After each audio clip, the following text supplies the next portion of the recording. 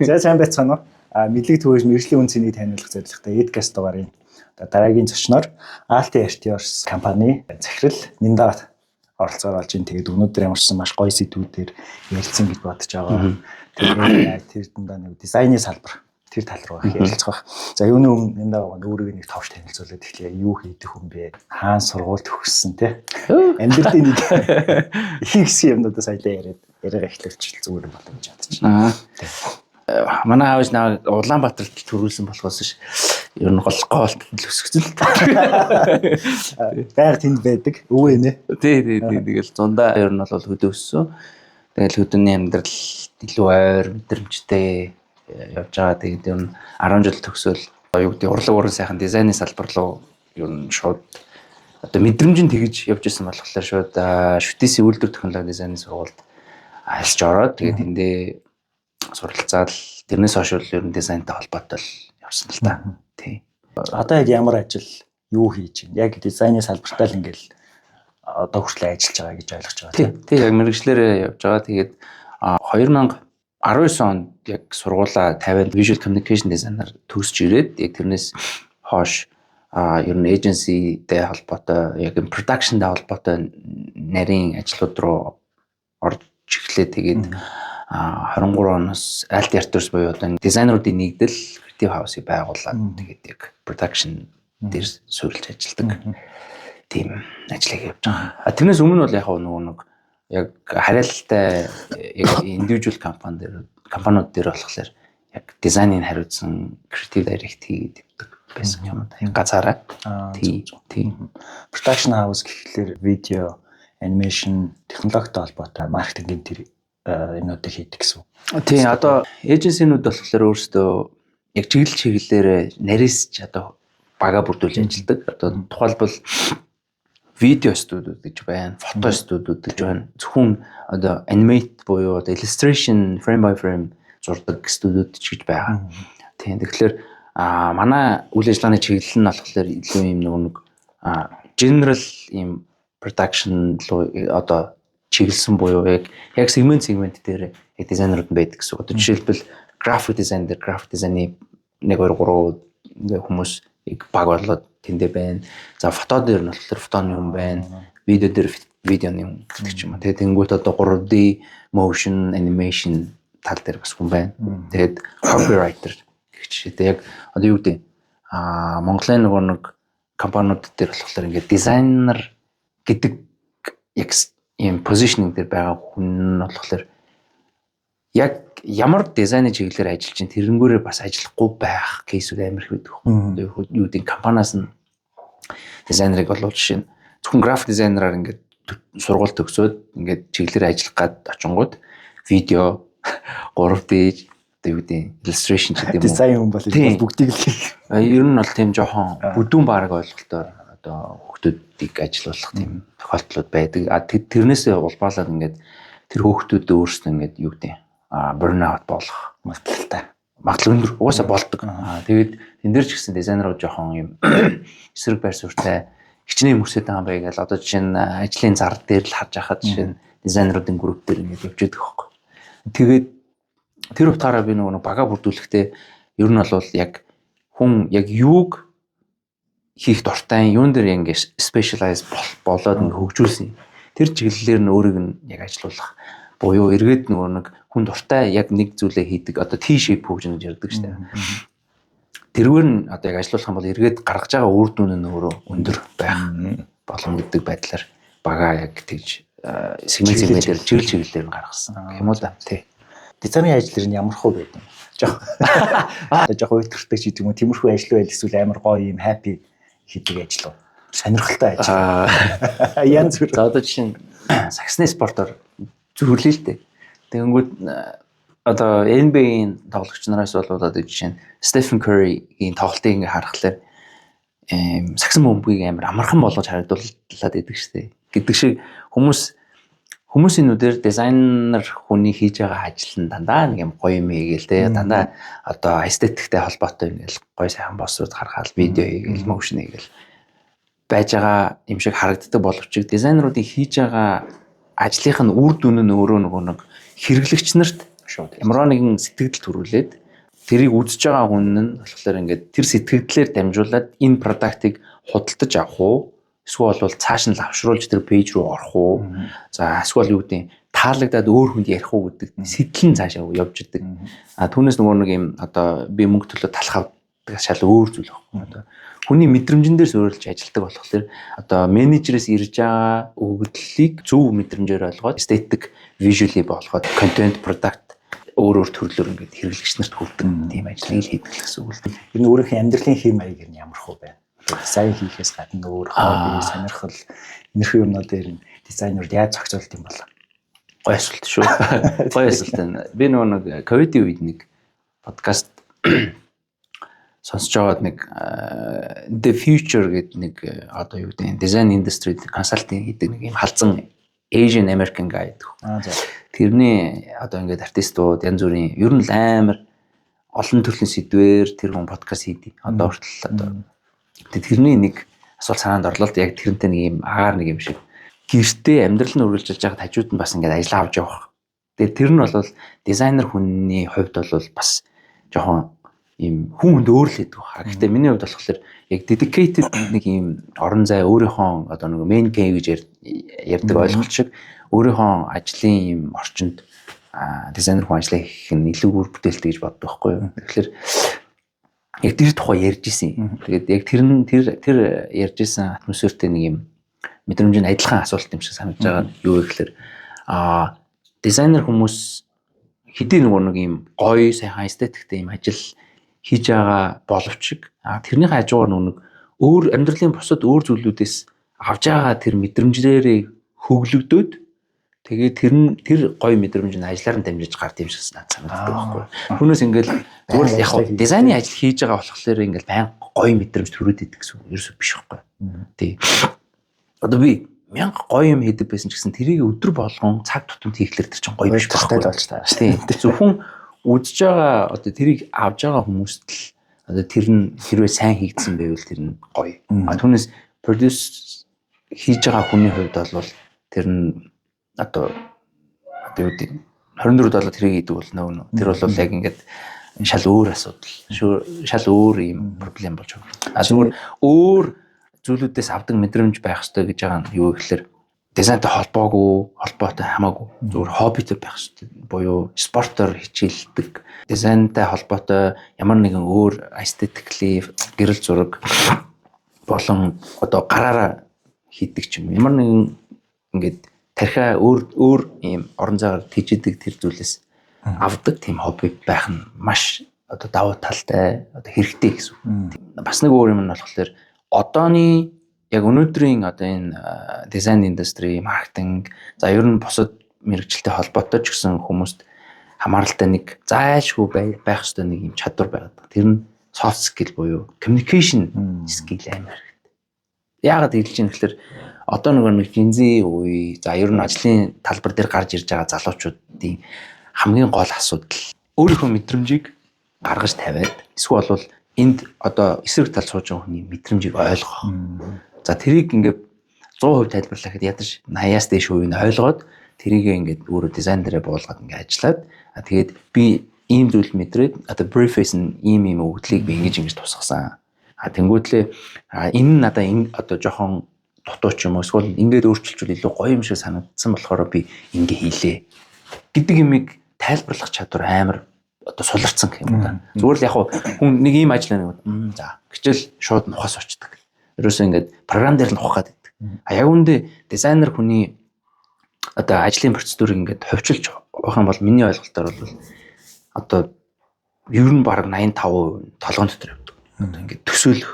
Одоо тэр ирж байгаа брифийг ойлгоод толгой дотор төсөөлөд гэж ойлгоод ингээд mood board sketchlээд иймэрхүү юм уу те гэх ингээд одоо юу гэдэг ойлголтоо ер нь нэг same page болтлоо ингээд юм төсөөлж чадах юм бол програм дээр баг нэг 15% нь л жоохон гүйцэтгэл хийгдээ тэгээд шууд гарах боломжтой. Тийм ажил واخгүй юу гэнэ бол. Тэнгүүт чинь нэг яг тийм soft skill эзэмшээгүй мэдрэмжээ яг same page болгож сураагүй хүмүүс хоорондоо ингээд ажлын харилцаанд оронгууд ерөөсөө баг нэг юм 15% нэг юм бүх өгдлөө ингээ авангуутлаа баг ингээл те 70-80% дээр програм дээр нүдэд идэв. Яг дизайн дээр. Тэгээ амар их цаг алддаг. Тэгэнгүүтлээ буруу ойлгосон одоо өгдөл дээр их цагаар ингээд суугаад ажиллаад гарч ирсэн үр дүн нь нөгөө нэг ажил захиалж байгаа одоо клиентэд таалагдахгүй байх. Эрсдлүүд амар их гардаг.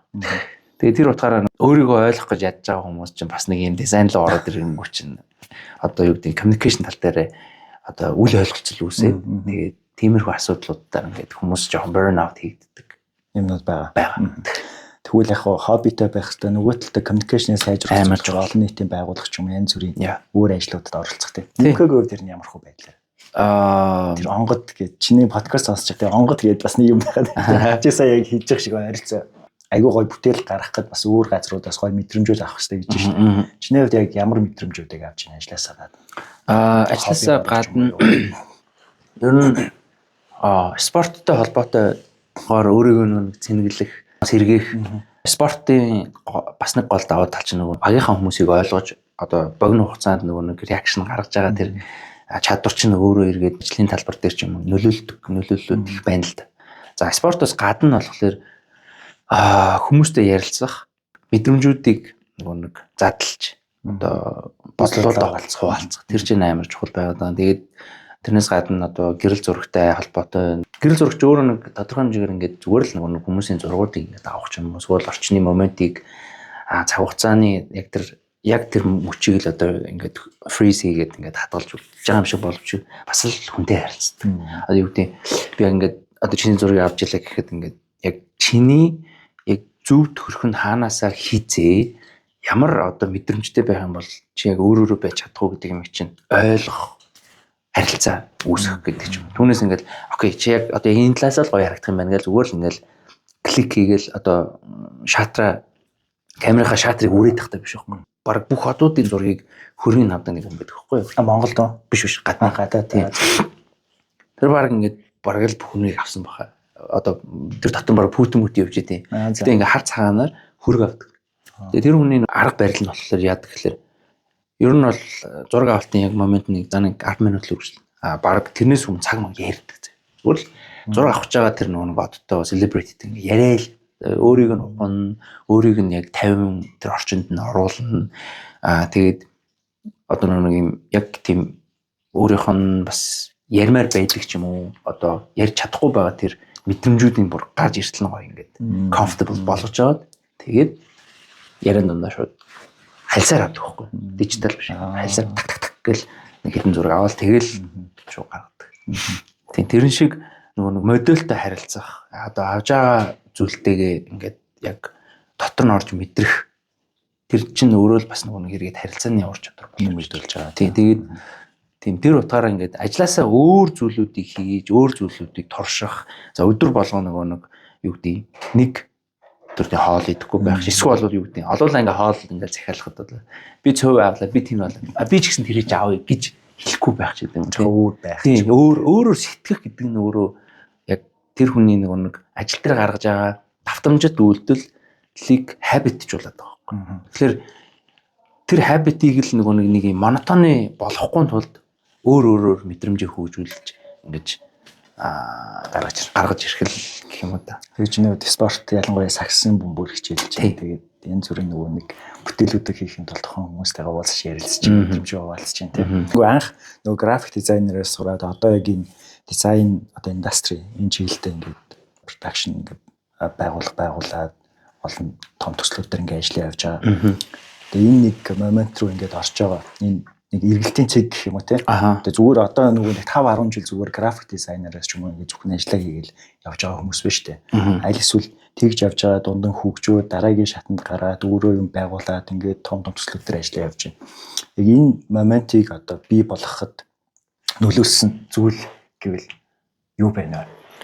Одоо намайг сургууль төгсөөд дизайнераар ажиллаж эхлээд хажуугаар нь гэрэл зураг сонирхоод явж яхад яг адилхан гэрэл зураг сонирхож байгаа. За дизайн хийгээ явж исэн одоо залуучууд тухайн үедээ хвчлэн ер нь жоохон амбицтай байсан хүмүүс нь шууд студ байгуулж ирсэн. За. Тэгээ гэрэл зураг сонирхож исэн хүмүүс бол одоо жишээ нь IC, March 9, студ 3 гэдэг ч юм уу. Одооний байгаа бүхэл одоо энэ студиуд манай найзууд гэхгүй. Тий, тэгээд яг би тухайн үед ингээд өөрөө нэг яг тэр хүмүүстэй адилханаар ингээд одоо яг амбиц гаргаад гэдэг юм уу.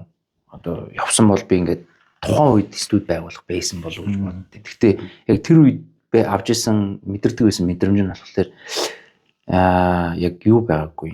Одоо нэг шууд студ байгуулах ч юм уу. Яг тэр нь өөрөө надад бэлэн болоогүй буюу өөрийгөө хөгжүүлэх ёстой гэдэг нэг тийм gut feeling байгаад байсан. Тэгээд зөвхөн гэрэл зураг дээр биш өөрийнхөө нэг одоо яг дизайнтай холбоотой янз бүрийн тийм чадрууд байгаад байгаа байхгүй юу. Одоо communication skill ч гэдэг юм уу, зураг авах, видео хийх, одоо editing skill ч гэдэг юм уу. Тэрийг хөгжүүлэх тийм хүслүүд жоохон hungry, ambition хэлсэн илүү надад тийм hungry байсан учраас тэрэн дээр илүү би ажиллаж исэн. Тэгээд ажлынхаа хажуугаар ингээл нэг одоо жижиг юм passion project-ууд хийх, нэг гэрэл зургийнхаа скиллүүдийг хөгжүүлэх ч гэдэг юм уу. Тэгж явж исэн.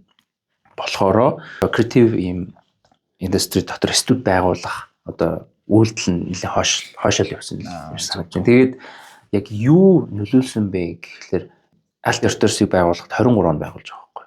Тэнгүү чинь би өөрөө 2009 онд их сургууль төгссөн байна. Тэрнээс хойш чинь одоо ингээд яг тасралтгүй ингээд мастрыг суралцах хугацааг стопчвал яг л чиглэлээр ажилласан байна. Тэгээд яг 23 онд болохоор одоо л юм байна гэдэг мэдрэмж орж ирж ирсэн. За би юм бол сурах ёстой юмнуудад тодорхой хэмжээ сурчлаа. Яг сурчлаа гэдэг нь биш. Зүгээр яг баг бүрдүүлээд илүү одоо нэг одоо орж байгаа ажил нь илүү нэг цар хүрээнд томроод буюу тэр нь ерөөсөө нэг одоо юу гэдэг ажил хийгээд цалин авч байгаа тэр нөгөө нэг юу байхад байгаа шүү дээ. Эд материалын юу гэдэг хэрэгцээ гэхээс илүү зүгээр тэр тухайн ажлынх нь нөгөө нөлөөлөл нийгэмд үзүүлж байгаа эсгүй тэр нь надаа илүү юу санагдаж байгаа байхгүй одоо юу гэдэг зөв энийг хийх ёстой байна. Энийг хийснээрээ ингээ дараа чинь нөгөө нэг үр дагаврууд за одоо тэр нийгэмд үзүүлж байгаа хүмүүст өгж байгаа бенефит талаас ч гэсэн одоо энийг хийх ёстой энэ дээр би оролцох ёстой байна гэдэг талаас яг за энэ цаг нь болчих юм байна гэдэг гэл мэдрэмжээр одоо ихлүүлсэн гэх юм уу. Тийм. Нөгөө анх та найзууч ингэ байж байгаад ингээд студентийг байгуулсан явж байгаа шүү дээ. Хүрээлэлээс тодорхой хэмжээнд нөлөөлсөн таах тийм. Хүмүүсийн амьдрал одоо амжилт гаргах гэж гэдэг юм уу тийм. Арай аливаа зүйлийг өөр өнцгөр харахад хүрээллээр хэр нөлөөтэй гэж хардаг ба. Амар нөлөөлдөг. Одоо би тэрийг их сургуульд анх сурж байхдаа л мэдэрч ирсэн. Буюу яг манай үеийн төгсөлтийн хүүхдүүд нэг юм амар өрсөлдөөнч тийм одоо байгаа байдал тийм байхгүй. Гэтэ одоо бол ингээд хүмүүс нэг юм жоохон нэг энийгээ доош нээх ч юм уу, нэгнийгээ бүлийдэх эсвэл бол нэг юм сонин нэг жоохон нэг тиймэрхүү мэдрэмжүүд одоо ингээд байгаад идэв санаа. Зөвхөн тухайн үед өрсөлдөөн чадвар нь юунд дэр гардаг байсан бэ гэхээр одоо ингээд энгийнээр харилцаж байгаа юм дээр биш. Хийж байгаа хичээлийнхаа даалгаврууд дээр ингээд одоо нэг 7 хоногор ингээд нэг assignment-ууд нэг хөгтөл тэрийг хийгээд ирж байгаа шүү дээ. Тэнгүүт ингээд одоо жишээ нь яг манай ингээд 4 5 яг нэг амар өрсөлддөг хөгтүүд гэтээ амар сайн найзууд заяа. Тэгвэр найзуудынхаа юм relationship дээр амар гоё шүү дээ. Юу одоо яах вэ хүүгээл ингээд гоё найзууд. Гэтээ 7 хоног ингээд хийгээл багшаад ингээд нэг даалгавар ингээд шалгуулахтай. Ингээд манай ингээд өөр анхаа гэж задлуу цоодлол залуу ингээд дараалаараа ингээд даалгавар үзүүлэхэд би наа ингээд яаж хийсэн бэ? Энэ над хийж хат ийм харагдаагүй даа гэл. Тэгэл яг тэр чинь ингээд одоо growing хийж байгаа нь ингээд амар хурдан хугацаанд мэдрэгддэг. Тэгээд эсвэл бол одоо ингээд өөр хүүхдүүдийн даалгаврууд харахлаа энэ жоохон тэрнээс суулцсан юм байна ч юм уу эсвэл нэг ийм би миний одоо судалж ирсэн тэр ийм вирус гарч ирээгүй дээ ч юм. Яаж энийг хаанаас энийг олсон юм бол ч юм уу тийм өрсөлдөөнөөр ойрын хүрээллээсээ ингээд суралцах юм амар. Тийм. Тэгээд тэр утгаараа ингээд ер нь нэг юм одоо юу гэдэг арга гэж одоо харилцааны арга дээр хүмүүс нэг ингэж хэлээд байж жилд заавал 3-4 шинэ мэдээ танилцсан. Заавал одоо шинэ community, шинэ юм одоо танти хүрээг одоо scope томруулал гэд. Тэрний цаад нөгөө учир шалтгаан би яг тэгж л ойлгодог. Өөр шин танилцж байгаа хүмүүсээс өөр мэдрэмж авдаг.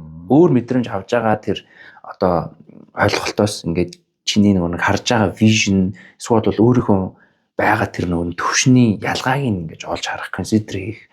Одоо өөрийнхөө ер нь контрастыг л харах юм болов уу гэж боддог. Түүнээс бол нөгөө заавал одоо би надад хэрэгтэй юм байна, би чамтай танилцъя ч юм уу гэж бодохдоо ерөөсөө биш юм шиг санагддаг байхгүй. Үзэл бодлоод хэлэх гэдэг шүү. Тийм, үзэл бодлоод хэлэх, өнцгийнхөө англиг илүү задгаа болгох, одоо том рейнжээр харах, одоо холоор харах ч гэдэг юм уу тий. Тэгээ тэр хүмүүсийн зүгээр энгийн одоо ярьж байгаа яриа, тэр хүний бодлыг сонсснороо нөгөө нэг одоо өөрийнх нь гаргаж байгаа шийдвэрүүд одоо ингээд одоо consciously байна уу, subconsciously нөлөөлж идэг юм шиг санагддаг байхгүй. Тэгэл тэр утгаараа ингээд хүмүүстэй аюугаа харилцах нь л ер нь одоо амар чухал юм санагдав. Харилцаанд орох. Тэгэхээр та найзууд чинь тэр нөхөрлөө аюу гоё юм биш үү те.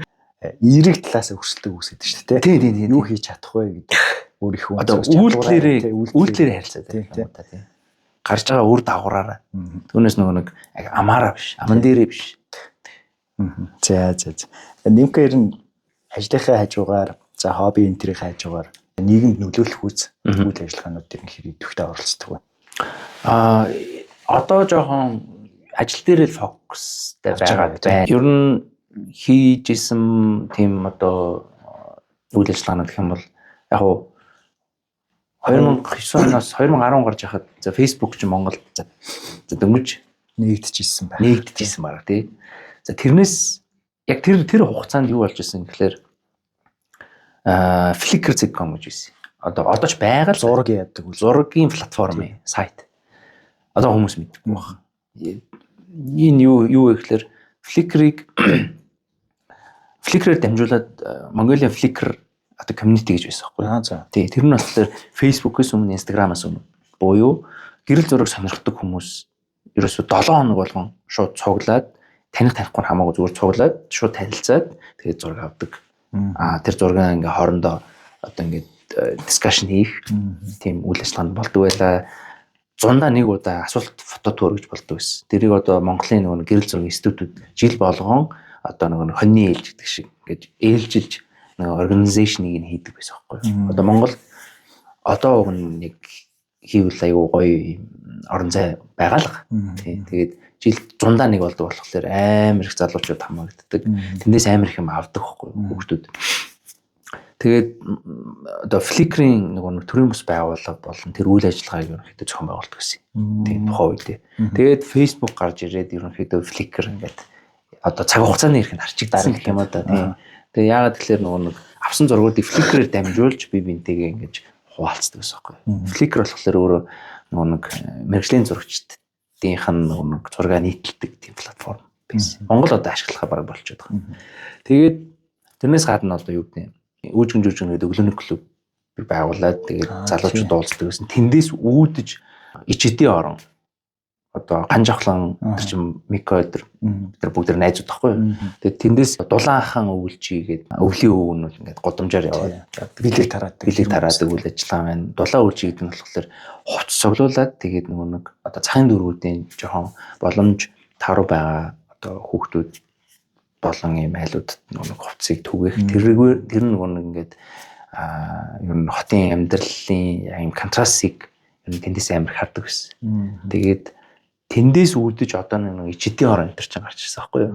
Тэгээд лантун тохиож гэдэг юм ба тийм үйл ажиллагаанууд нэлээд оролцож явдаг байсан. Тэгээд тэрний дараачаар одоо late night ток шоу одоо Мико тийм late night гэдэг тэрний production дээр нь хариуцж авч өгдөг байсан гэх юм уу та. Эхний лэдэн дугаар дээр нь хийжсэн. Тийм байгаад байгаа. Тэгээд тэрнээс хойш үйл ажиллагаанууд болохоор ер нь л ажлынхаа одоо хамааралтайгаар суурь ингээд явцсан гэх юм уу та. Гэхдээ манай ажил болохоор ингээд өөр компаниудын өөр сегментүүдийн нийгэмлөө чиглэж байгаа юм үйлчлэгээ продуктын одоо production байдаг болохоор тэр нь өөр тэргүүрээ дамжуулаад ер нь скоп нь томроо авчдаг гэх юм уу. Тийм. Nice. За хувийнхантай холбоотойгоор сүүлийн асуулт. Амьдарч байгаа хүмүүс ерөөсөө мөнгө, эд баялаг, одоо нэр хүнд гэж юм ерөөсөө мэдтгүү. Зүгээр л ажиллаа хийгээл амьдардаг гэж үзвэл өнөөдөр нэмка ер нь яг ямар ажил хийж байх бол гэж боддөг вэ? Сонирхолтой. Би уусаа дахиад бодсон ч гэсэн яг энэ чиглэлээс олдохгүй юм шиг санагдаж байна. Яагаад тэгэхээр одоо ч гэсэн надад зүгээр нөгөө юу гэдэг нэр хүнд одоо эд баялаг чухал болохоор ч юм уу яг энэ салбарт хийж байгаа зүйл биш. Тий анханасаа тийм байсан. Тэгээ тэр чутгаараа нөгөө түрүүн хэлж байгаа одоо студ байгуулаа хөөгөө яваагүй бид юм уу тий. Тэнгүүд студ байгуулах ч амар хэцүү байхгүй. Нөгөө нэг тоног төхөөрөмжөөс эхэлж байгаа. Тоног төхөөрөмжөөс за яг тоног төхөөрөмж яаж игээд ингээд одоо цаг хугацааны ирэхэд босгож юм эсвэл нэг хөрөнгө оруулалт хийгээд ингээд босгож ирж байгаа зүйл боловч гол юм нь болохоор сүнсээ зарах гэж юм байна. Сүнсээ зарахгүйгээр ажиллаж чадах тийм хэмжээний чадвартай байх гэдэг юм байгаа даа. Тэр нь юу гэсэн үг? Тэр нь юу гэсэн үг вэ гэхээр би жишээ нь одоо тэр 2010-аас одоо хойших онууд ингээд ажиллаж байгаа шүү студ байгуулалт явцсан болвол би өөрөө чадваргүй creative direction-ыг ингээд нэг том зургаар нь харах, юмыг нэг visually ингээд төсөөлж чадах, нэг direction хийх чадвар хөгжөөгүй байх үедээ ингээд студийн үйл ажиллагаар ингээд орж ирсэн бол зүгээр түүл болж хуурах байсан.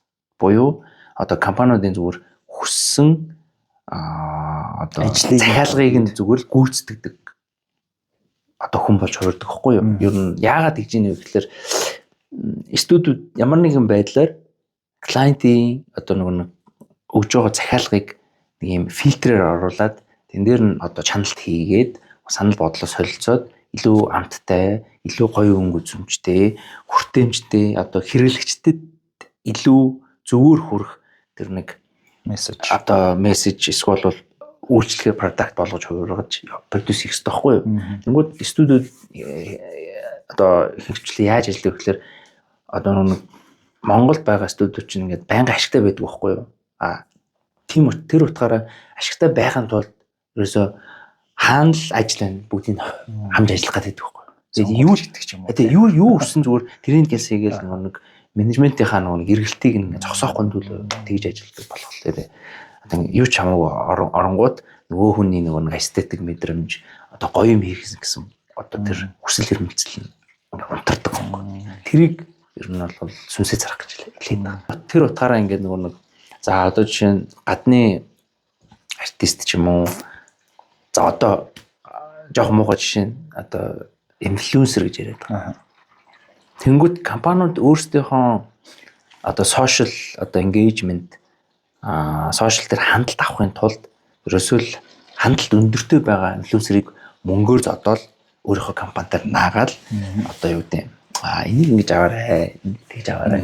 Ийм аргаар сейл хийх гэдэг байгаа байхгүй. Тийм. Тэр чинь юу хэлээд байгаа юм гэхээр тэр хүний чадвар, тэр хүний нүүр царай, тэр хүний хандлтаар нь дамжуулж өөрийнхөө продакт сервисийг зараад байгаа байхгүй. Зарах гэж оролдоод байгаа гэх юм уу та. Энэ нь болохоор нөгөө нэг дизайны индастри дээр одоо хувирах юм бол амар сайн чадвартай өөрийнхөө нөгөө нэг зөвхөн нөгөө нэг дизайнер чинь олон чадвартай болохоор юу ч хамаагүй хийгээд тэрийг ингээд клиентийнхаа хүссэнээр нь ингээд гаргадаг биш. Дизайнер хүн өөрийнхөө чадвараар хөгжүүлсэн өнцөгийг гаргасан тийм ажлууд хийдэг байх хэрэгтэй. Өөрийнхөө нөгөө personal project-уудыг ингээд хийгээд нийтэлдэг штеп. Тэргээр нь дамжуулаад компаниуд ингэж байгаа байхгүй юу? Яг тэр хүний хийж чадж байгаа зүйлийг нь хайр хийгээд тэр хүний хийж байгаа зүйлээр нь дамжуулаад өөрсдийнхөө нэг product service ер нь хүрэх гээд байгаа юмнуудыг ингэж хэрэглэгчдэд одоо хүргэх. Тэр чинь бол яг ингээд зөв одоо ийм дизайнеруудын хувьд аягүй зөв байхгүй. Түүнээс ингээд би нэг иймэрхүү юм хиймээр гэж захиалангууд нөгөө дизайнер чинь ингээд яг тэр ярьсан юмныхаа заа 40% нь хийж чаддгүй байдаг юм. Тэгэхээр чинь ингээд жоохон толгойгоо мэж эхэлчихдэг юм. Тэгэхээр ер нь бол өөрийгөө амар сайн хөгжүүлсэн тийм хүмүүс ингээд ер нь сүсээ зарахгүйгээр гэх юм уу да ажиллаж болно. Тийм. Яг нөгөө талтай яг чи яг энэ салбарт үнэхээр пашнтай хүн юм байна л гэж харж байна. Үнэхээр яг тэр салбар руугаа ороод суралцаад илүү нөгөө нэг чанар гэж ярьдэн шүү дээ. Тэгвэл танаас ч өөрчлөлт үзүүлж байгаа шүү дээ. Тийм. Ер нь бол үйлчлэл тэр үйлчлэгээндээ одоо гаргаж болох бүх одоо зүйлсийг өөртөөсөө гаргадаг. Тэг мэдээж тухайн салбартай пашнтай байна гэдэг чинь өөрийгөө хөгжүүлэх боломж нэгдэж байгаа гэсэн үг шүү дээ. Үс дуртай юм чинь тийм.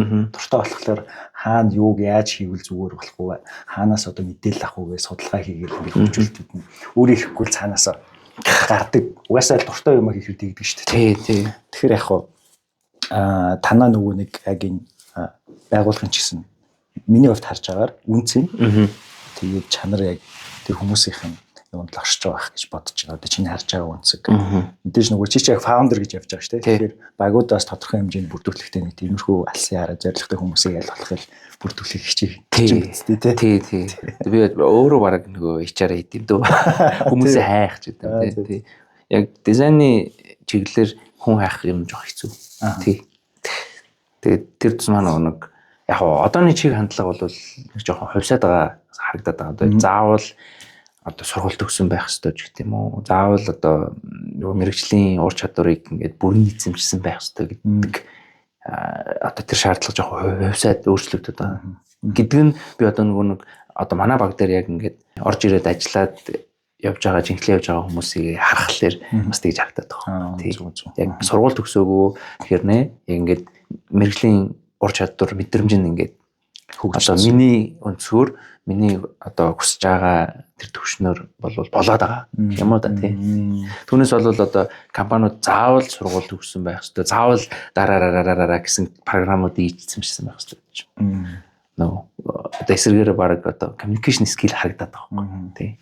Тэрнгүй бол мэдрэмж тэгээд хүнтэй харилцаж байгаа байх. Програм сурснаас илүү хэрэгтэй гэж харж байна. Тий. Ер нь бол одоогор бол маш чухал байгаад байгаа. Яг программыг бол тодорхой нэг юм цаг хугацаа зорилго тавьж агаад програм эзэмшиж болж байна.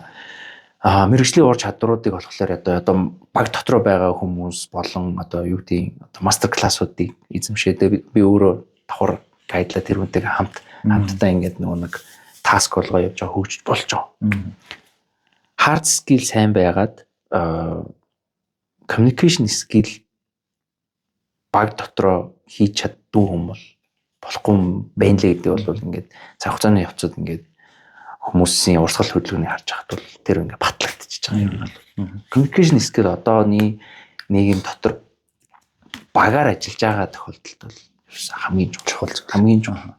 Дизайнер хүн гэхлээр одоо мэдрэмжтэй тодорхой хэмжээний мэдрэмжтэй байх хэрэгтэй гэдэг хардаг шүү дээ. Тэгэхээр тэр мэдрэмж гэдэг юм чинь ингээд туршлах ажил хийгээ явж явах туршлага дээр үүсдэг юм уу альвал угаасаа анханасаа тийм мэдрэмжтэй хүн гэж байд юм уу аль эсвэл та хэд дизайнер авахтаа үнэхээр мэдрэмжтэй хүнийг сонгож авдаг бол тэр нь одоо ямар үзүүлэлтийг тавьж иж аахгүй энэ хүн мэдрэмжтэй юм байна гэдэг. Наач стогоо ясал. Мэдрэмж ерөөсөй байглаас.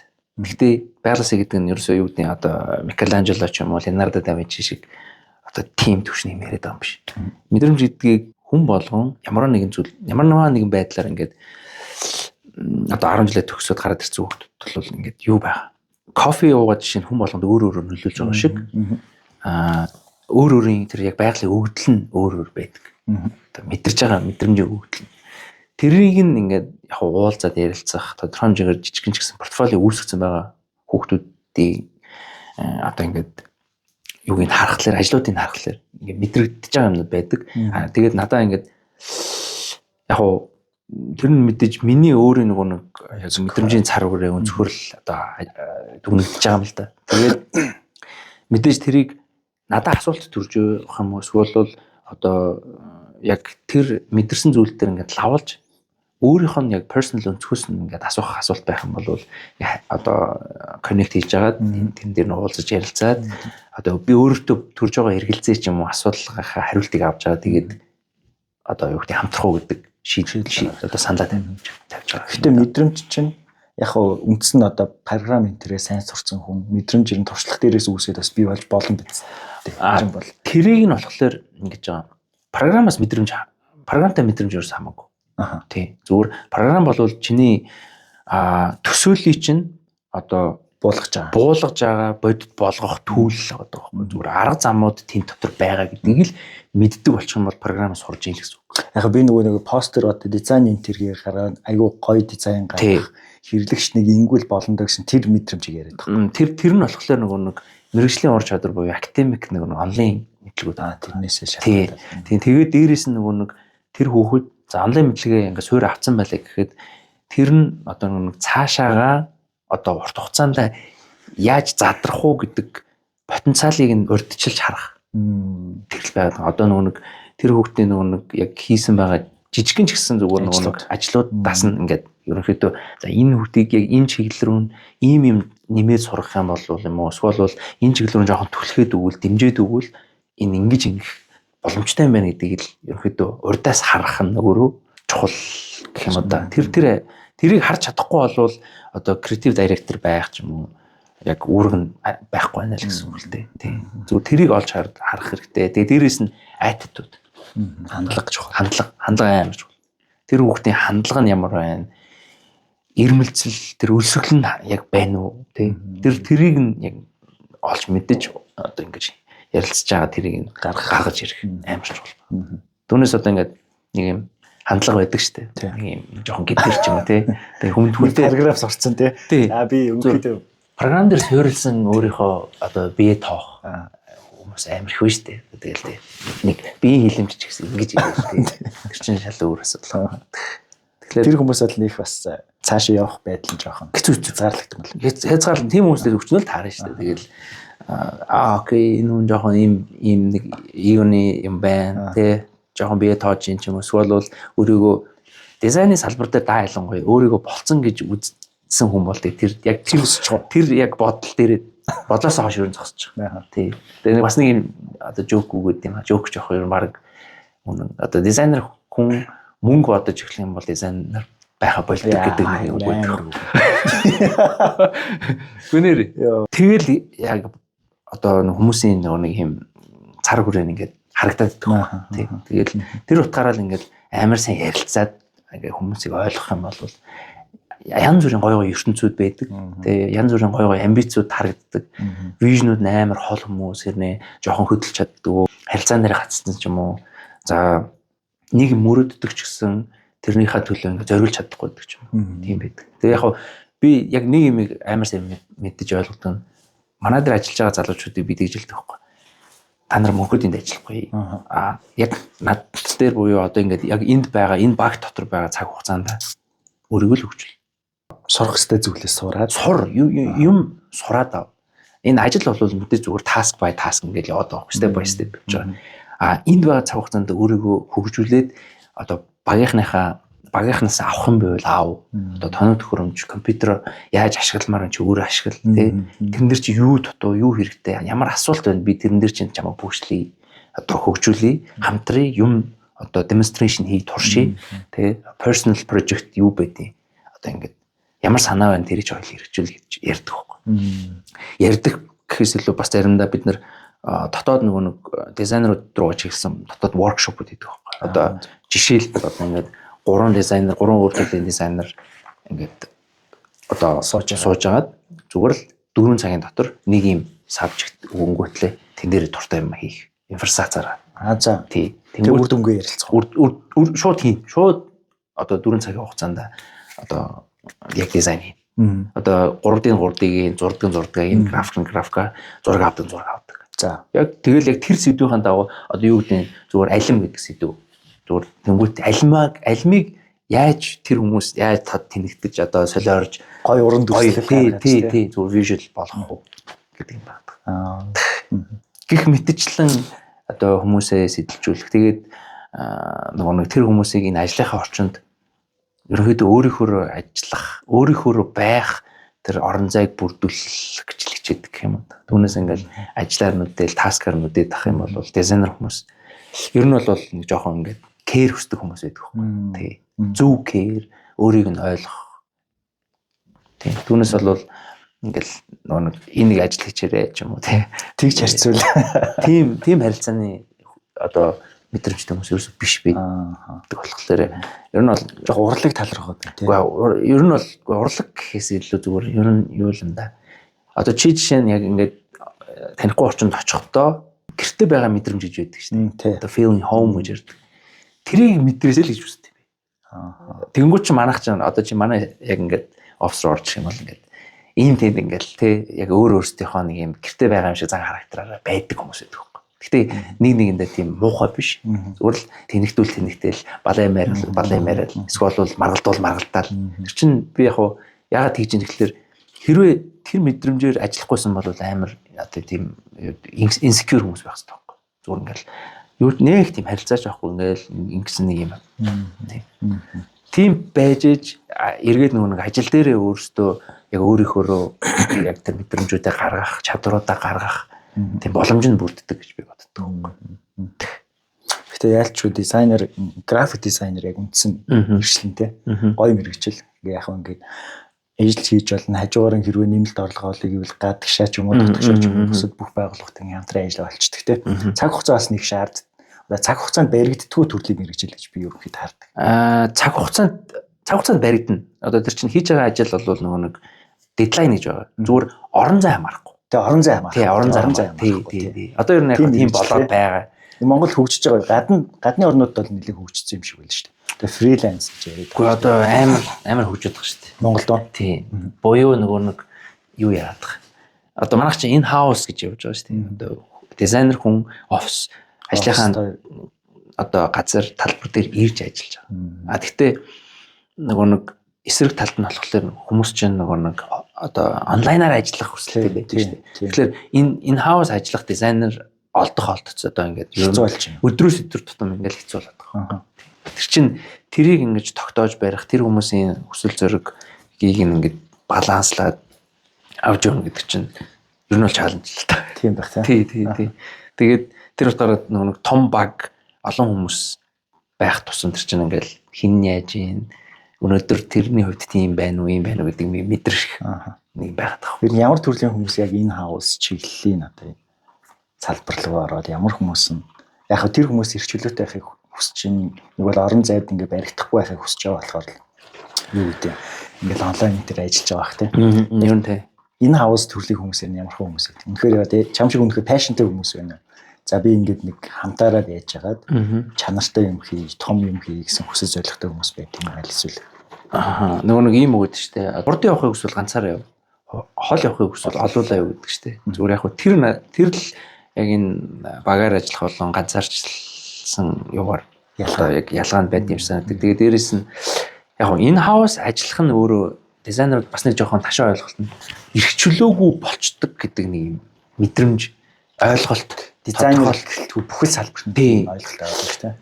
Тийм юм шиг санагдаад байдаг. Зүгээр яг манай яг нөгөө баг дээр болохоор би тэр мэдрэмжээс нь илүү чөлөөтэй байх гэж л хүсдэг л дээ. Ер нь оролддог гэх юм уу. Тэгээ нэг тэр утгаараа хүмүүсээ нэг юм одоо ажил дээр нэг тийм барих одоо нөгөө нэг юм тодорхой ийм зарчим дүрмийн дагуу ингээд нөгөө нэг ингээд л хашгаад ахыг тийм мэдрэмжээр хаших гэж оролддог. Мэдээж яг хүн чинь багаар ажиллаж байгаа тодорхой дүрм журм гэж байдаг л да. Тэгтээ нөгөө нэг хүмүүст ямар үед pressure тэ байх уу, ямар үед одоо юм яг чөлөөтэй байх уу гэдэг юм хязгаарыг ингээд зөв ойлгуулах хэрэгтэй. Эргээд нөгөө хүмүүс маань одоо нөгөө нэг бас нэг юм нэг хит нөгөө дураараа даврах ч гэдэг юм уу тийм зүйлээ өөртөө хязгаарыг ойлгодог байж байгаа юм бол тэгэл болчихдог байхгүй. Менежментийн асуудал. Тийм, менежмент тэгээд нөгөө нэг багийн калчер гэж байгаа. Түүнээс энэ хаус ажиллах нь одоо юу гэдэг хүнийг ингээл боомлол цагинд ингээл уяал.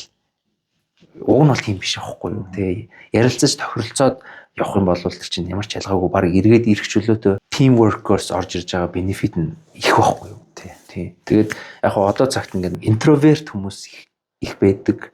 Яг интроверт гэдэг нь сул тал гэсэн үг биш л дээ. Тэр чинь одоо өөрийгөө хөгжүүлэх, өөртөө ажиллах одоо ямар нэг скиллийг хөгжүүлэхэд одоо тийм интроверт байж яаж ингэж гарч ирдэг боломж одоо давуу талууд гэж байдаг л.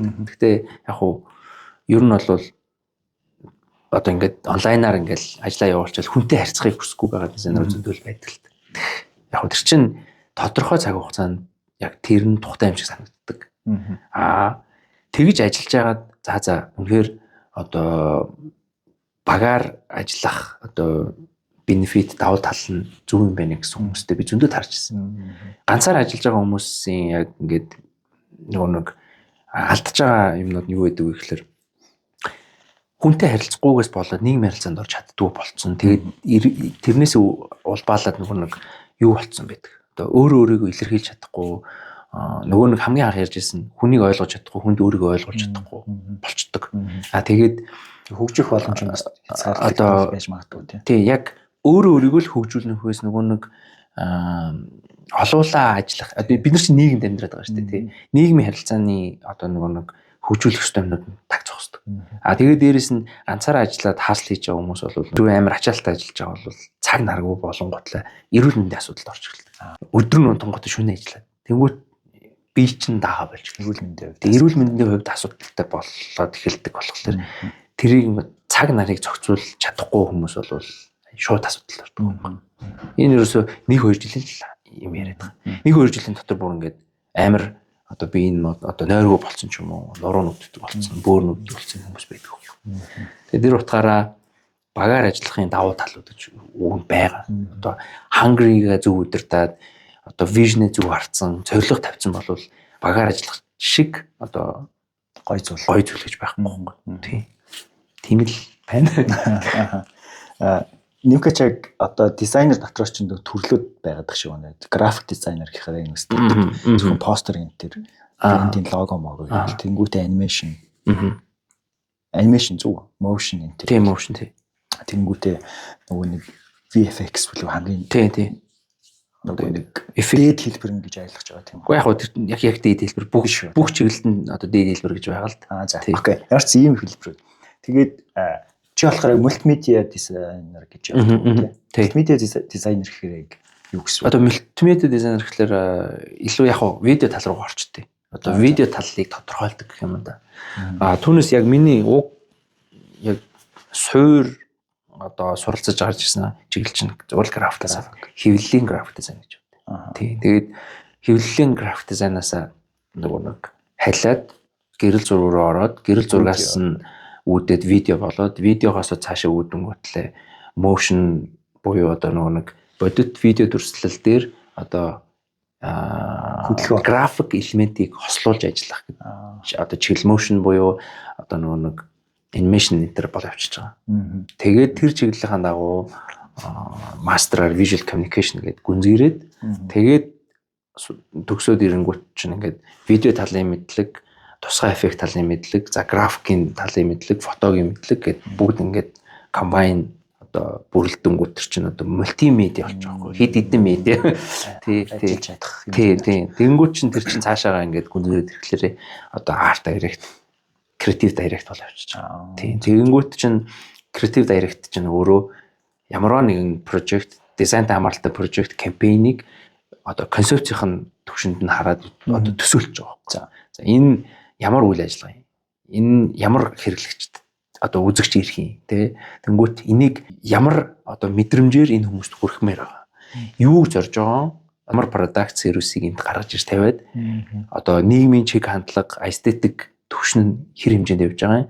Бид нэр хэр хэмжээнд нь хүргэмээр байгаа юм? Ямар амбицтай байгаа гэдгээс хамаарат visual үтсэн харсан одооны тренд wise юмнуудыг бодож аваад одоо ингэ төсөөлж гаргаж байна. Тэр төсөөллийг ерөнхийдөө mood board ингэж зургалж агаад арт директор руугаа за би ийм мэдрэмжийг ингэж хүргэмээр байна гэдэг төсөөлөл ингээд скетчилж яриад бүгдийг задлаад одоо хэрэглэгч одоо өөр юу гэдэг продюс хийж байгаа талаасаа ч гэсэн бүгдийг төсөөлөд өнгөт арт директор чинь доошоо ингэж ийм өнгө бодог ийм хэлбэр хөдөлгөөнтэй байж болох юм байна гэдэг юмнуудаа доошоох бүх дизайнер чиглэл чиглэлийн дизайнертай хуваарлж өгөөд буцаж базангууд тэр чинь өөрөө концепц нь гараад ирдэг.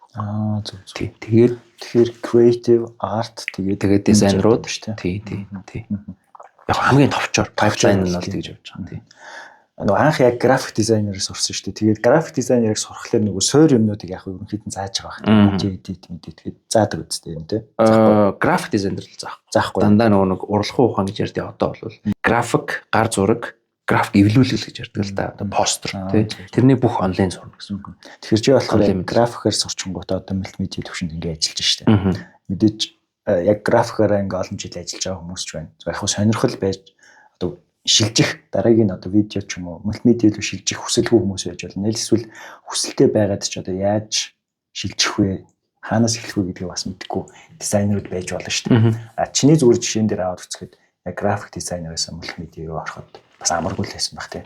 Тэрний гоё тийм одоо туршлага гэх юм уу тийм. Яг хаанаас эхлээд ингэсэн чинь би яг болцсон тэгээд болсныхоо дараа би ер нь бол анханаас нэг яг ингэчл байсан юм байна шүү дээ. Тэгвэл би ингэж амархан шилжиж болох байсан байна гэдэг бодолд хүрч ирсэн бэ те. Тэр талаас ойлгож байна. Нөгөө юу шүү график дизайнер нь явсаар хагаад одоо юу гэдэг мультимедиа ийм төвшөнд ирэх ёстой гэсэн байхгүй тийм.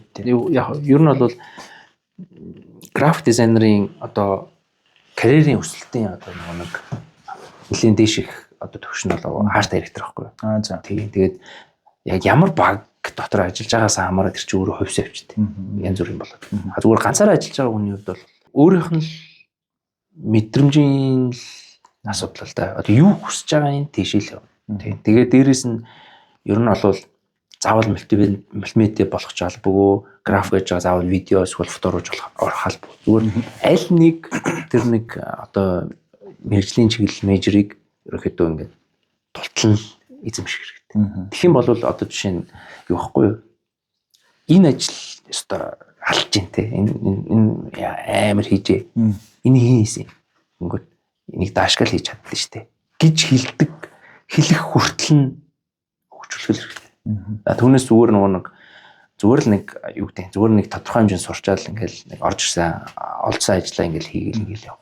Одоо биш. Ер нь бол гол нэг юм миний харж байгаагаар зүгээр гол хөгжлийн төвшинг ерөнхийдөө ямар нэгэн ажлыг чи сурсан байхад чамаас өөр тэр төвшин хүртэл одоо өөр хүн хийж чадахгүй болтон чи сайжруулж чадах юм бол ерөөсөө тэгэл болоо.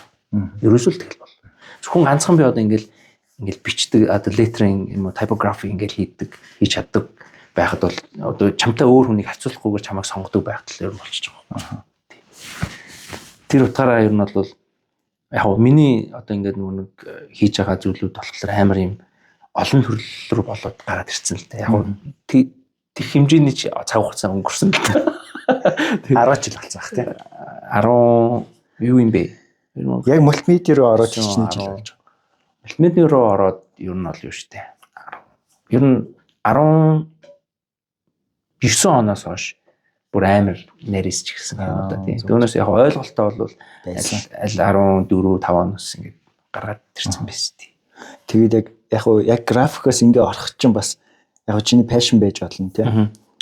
Би нөгөө яг туршлагыг нь л асуух гэдэг юм л да. Жишээлбэл одоо ингээ мультимедиа дизайнер болоод ингээд моушн энэ төр бүх зүйл төр ингээ ажиллаж штэ.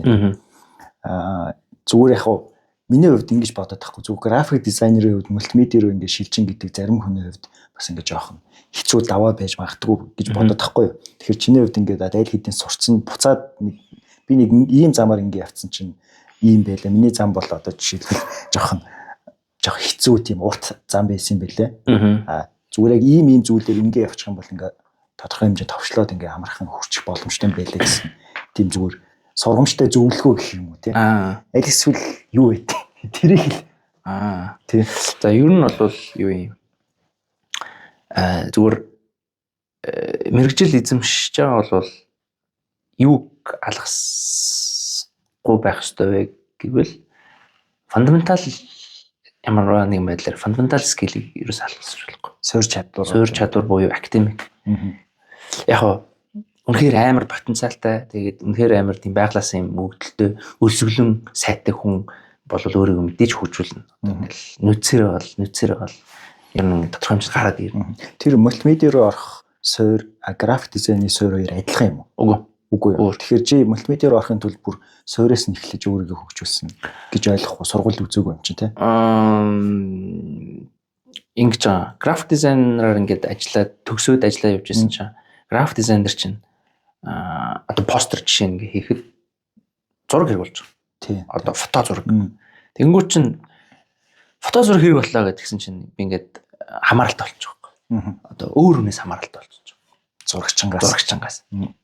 Тэгэнгүүт чинь надад нэг хэрэгцээ гараад ирж байгаас би фото сурахаар бол одоо ингээд хобби болгоод ингээд дэмүүлээд эхэлж байгаа.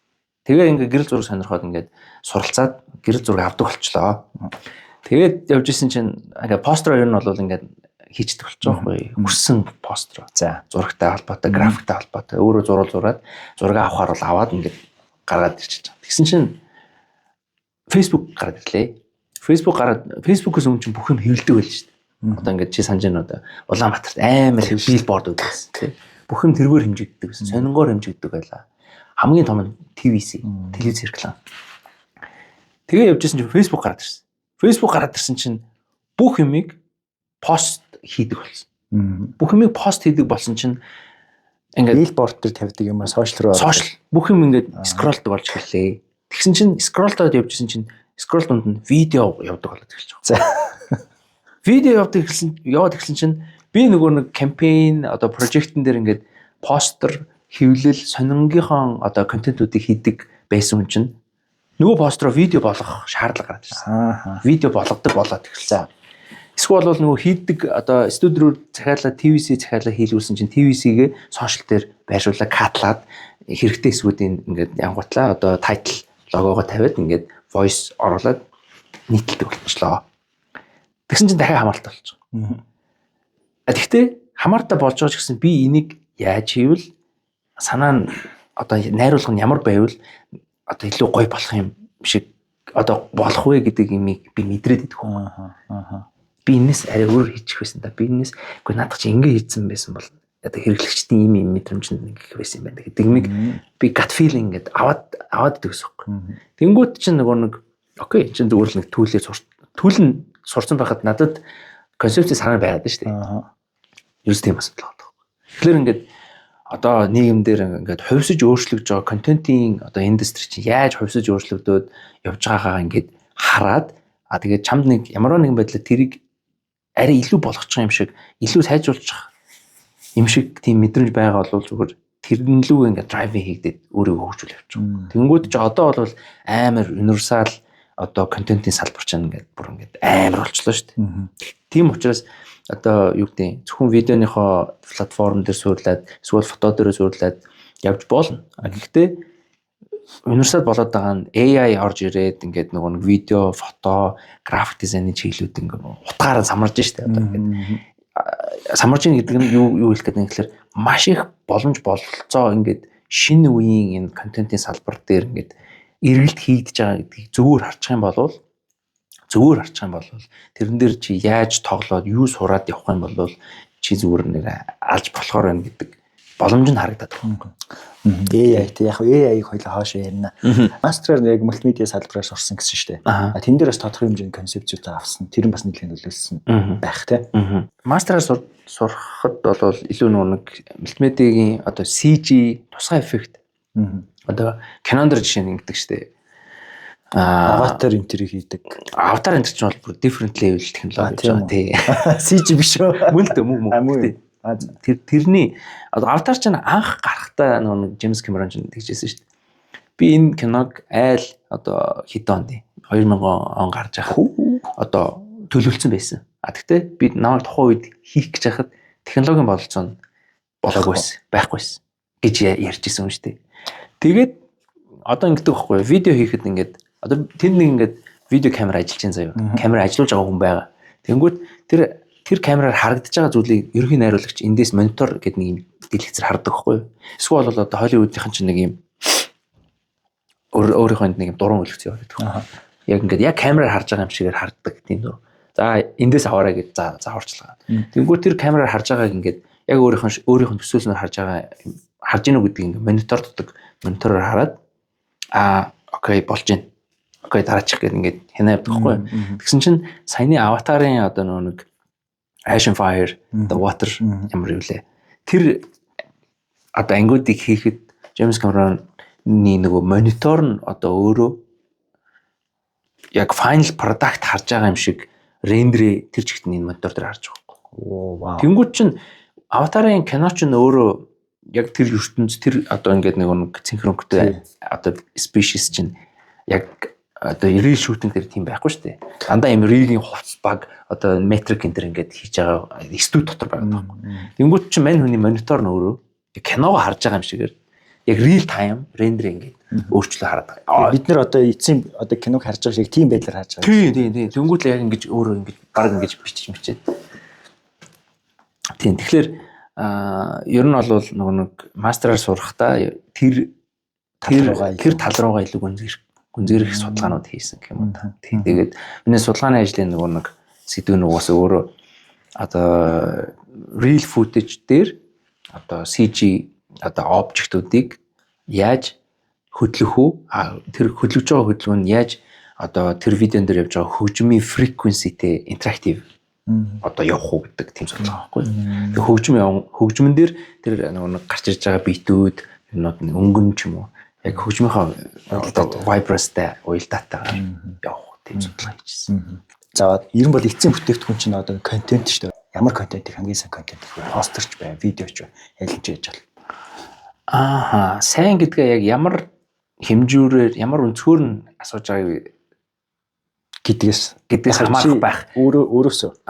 За тэгэхээр сайн контент. Юу яг контент гэдэг нь биш үү дизайн гэдээ орчуулад бодчихъя зүгээр. Тэгэх юм бол сайн дизайн гэж ямар дизайныг хэлэх вэ? Хамгийн сайн дизайн гэдэг одоо хэлэх юм бол хамгийн сайн дизайн бол ажилтдаг дизайн гэж ярьдаг. Одоо ажилтдаг буюу үйлчлдэг гэж ярьдаг байхгүй юу? Дизайн ч нь өөрөө зүгээр вижюал биш. Одоо эсвэл бол одоо юу гэдэг гой сайхан бичсэн ч юм уу?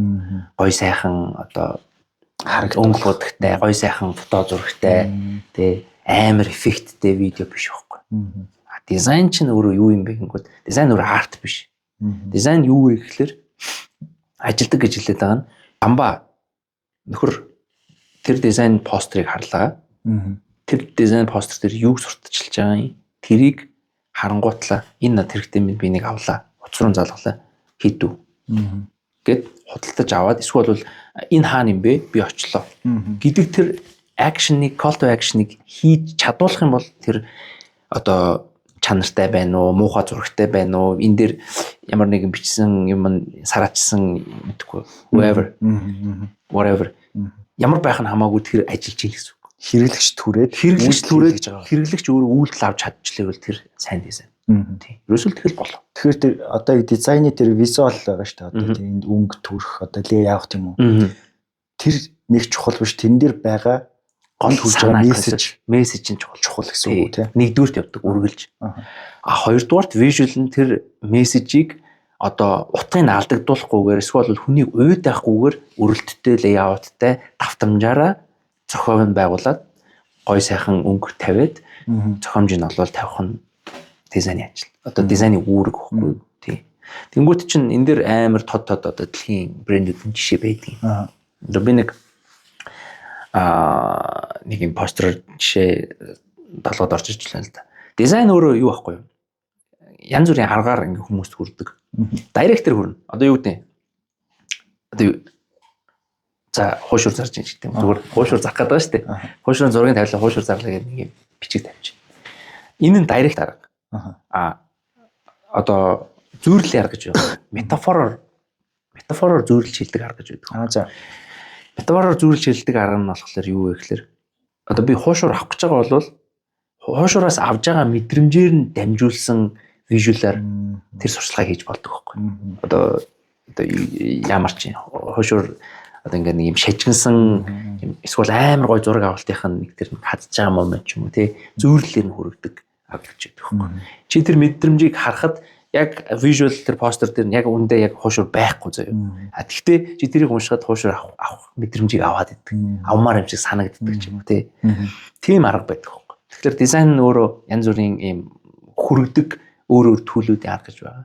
Тэгээ ягаад тэр нь ингээд өөрөөр аргууд байдаг вэ гэхээр нийгмийн нэг хүмүүсийн нэг мэдэрж байгаа эстетик мэдрэмжийн одоо нэг юм чиг хандлагууд байгаа шүү дээ. Тэрнээс хамаарат байгаа. Түүнээс одоо юу гэдэг бүх хүмүүсийн мэдрэмж адилхан байсан бол бид нэр ингээ олон толон контент мэдээ тэгээд олон толон юм хөгжүүлэх гэдэг ямар шаардлага байхгүй. Тэгээд түрүүний нэг юм постэр санаанд орлоо гэж байгаа нь юу вэ гэхээр нэг юм цав цагаан фон дээр нэг юм нэг цэнхэр тагтай бал байдаг шүү дээ. Нэг юм зүгээр нэг одоо хамгийн удаан дизайнаа өөрчлөөгүйгээр одоо хүртэл зарагддаг бал гэдэг байхгүй. За зүгээр л нэг юм дефолт бал байдаг шүү дээ. Нэг юм тунгалаг юм power-тай нэг цэнхэр тагтай. Тэнгүүтлээ тэр балны зөвхөн тагийг ингээд яг тэр цав цагаан суурин дээр зүгээр ингээд тагийг тавьсан. Доор нь болохоор we want hungry copywriter гэсэн байна. За. Тэгснэ тэр балных нь таг нь ингээд гутлын зажилсан. Тэр амар гоё постэр. Амар гоё постэр. Зүгээр л copyright байгаа байхгүй. Тэр чинь бүр үнэхээр тасарсан постэр. Ингээд бүр ингээд нэг зажилсан үстэй. Тэгэхээр тэр юу хэлээд байна гэхээр ингээд үнэхээр тэр хүн толгойдоо ингээд шал өөр юм бодоод тэрийг ингээд гашилтлаа бодцсон тийм боддог хүн байна гэдэг байна. We want hungry copywriter гэсэн. Team copywriting ингээд доор тавьсан. Тэгэл болоо. Тэгээ яг тэр утгаараа бид нар зүгээр нэг одоо анх Altertors эхлүүлж явахдаа одоо өөр бусад компани дээр ч юм уу эсвэл одоо бид нар өөрсдийнхөө багт авах гэж байгаа хүнийхээ нэг hiring одоо хийх гэж байгаа постро нэг тийм байдлаар хийх гэж оролдож ирсэн. Тэгээд яг амар creatively нэг hire хийж байгаа постэр видео motion байсан байхгүй. Тэгээд тэгж мэгж хийнгүүт яг тэр өөрөөр дуудаж байгаа тэр нэг ажлын зар дээр одоо хөтлөгдөж орж ирсэн ч хүмүүс зөндөө байдаг. Одоо ажлын ялсан дээр асууж байгаа. Чи яагаад ингэж манайхыг сонгоод ингэ одоо ирж уулзж байгаа гэдэг юм. Танай ажлын зарч аян гоё байсан шүү дээ. Гэдэг ч юм уу. Тийм байсан байхгүй. Тийм. Тэгээ сонирхол татчихж шүү дээ. Сайн нөгөө нэг би чамтай ярих гээд ингээд нэг юм харчихсан нэг судалгаа гарч Stanford-ийн нэг судалгаа байхгүй. Дизайнтай холбоотой. Тэг хүн ингээд тухайн бүтээгдэхүүнийг худалдаж авахаас өмнө амар гоё ингээд дизайн гаргацсан постэр энэ төр байвал тэр шууд тэрийг нь хараад бараг 46% тэр бүтээгдэхүүнийг худалдаж авах сэтлэнд хүрдэг гэж аахгүй. Тэн дээр юу бичсэн хамаахгүй зүгээр тэр постерийн дизайн, лейаут нэг зохицол энэ төр амар гоё байв шууд итгэл төрдөг. Тэгэхээр чи сая бас хэлжсэн нөгөө дизайн нэг постэр байсан шүү дээ нөгөө copyright авах чаа. Тэгэхээр дизайн дээр бичигдэх одоо нөгөө нэг текст байна шүү дээ. Тэр нөгөө талдаа visually харагдах байдал гэдэг хоёр өөр зүйл байна шүү дээ. Тэгээд дизайнерууд бол нөгөө талдаа visually харагдах байдлаасаа илүү их бодож энэ дэр одоо юу ингэ тавьчвал хэрэглэгчийг одоо сонирхлыг төрүүлээ те. Шууд ингэ дараач үйлдэл хийхэд нөлөөлөх үү. Текст тал дээр бол дизайнерууд бас нэг ажилтгүй багтай нөгөө талд маркетингээс орж ирж байгаа тийм. Тэгэхээр энэ хооронд дээр хоёр хооронд дээр ч бас нэг зөрчил бас үүсч магадгүй шүү дээ. Маркетинг талаас би энэ дээр нэг ийм текст бичмээр байна гэсэн чинь дизайнер талаас би яг нэг иймэрхүү юутай ингээд гаргахчуул болох гэдэг. Тэгсэн чинь текст нь бас нэг зохицож өгөхгүй байна ч гэдэг юм уу тийм. Нэг иймэрхүү асуудлууд гардаг л ах. Зөндөө. Энэ зүйлүүдийг ялхан тутамдаа аль талаар нь явбал ер нь зүг. Дизайнер талаасаа явбал зүг байд юм уу? Яг текст бичсэн тэр талаасаа явбал зүг байд юм уу? Стогоо асуулт нь юу гэхээр одоо өнөөдөр ингээд ер нь яг in production marketing wise ингээд яг industry дотор ингээд ажиллаж байгаа процессыг харахаар юу юм? Яг бас нэг ажилд орж байгаа хүмүүсээс нэг одоо зайлшгүй тэгж хүйж шаардлагатай нэг үнцэг байгаад байгаа. Юу гэхээр дизайнер хүн зөвхөн дизайнер хийдэг байха болж байна. За. Маркетингийн хүн зөвхөн маркетинг хийдэг байха болж байна. Одоо юу хэлэх гээд юм гэхээр маркетингаар ажиллаж байгаа хүн тодорхой хэмжээний эстетик мэдрэмжтэй байх хэрэгтэй. Буюу ямар нэгэн одоо хэмжээгээр нэг жоохон одоо өнгө будгийн ялгаа тий зохиол ойлголтууд зохиомжийн яг авцсан байх хэрэгтэй одоо биш жоохон мэдрэмжтэй байх хэрэгтэй гэж байгаа. Одоо ер нь мэдрэмжтэй байх хэрэгтэй буюу ер нь бол одоо энэ салбартаа явагдаж байгаа бүх реклам сурталчилгааг маш сайн үздэг байх хэрэгтэй. Маш их үзээд судлаад ингээ ирэхлээр ерөнхийн нэг юм мэдрэмжийн мэдлэгийн одоо юу яваад байна гэдэг юмны ойлголтыг ингээд аваад ирдэг байхгүй. Дунд болон дундаас дээш төвшнөр ингээд аваад ирнэ. Дизайнер болохоор эргээд дизайн хийж байгаа тэр ажлууч угаасаа маркетинг шүү дээ. Тийм шүү дээ. Тэр утгаараа дизайныхаа хийж байгаа бүх юмыг ингээд дизайны концепт постэр хийж байхдаа угаасаа бас давхар судалж байгаа байхгүй. Тэгээ тэр чинь өөр маркетингтэй холбоотой болохоор бас маркетингаар хэлэх гээд байгаа санаа нь дизайнераар дамжаа продакт болж гарч байгааг бас өөрөө дизайнер хүн судлах хэрэгтэй байхгүй. Бас адилхан судлах гэсэн. Тэгээд ерөнхийдөө эстетик филинг нь явж байгаа хэрнээ мессежүүд тэнд чинь давхар явж байгаа шүү дээ. Тэрийгээ бас ойлгодог хэрэгтэй байхгүй.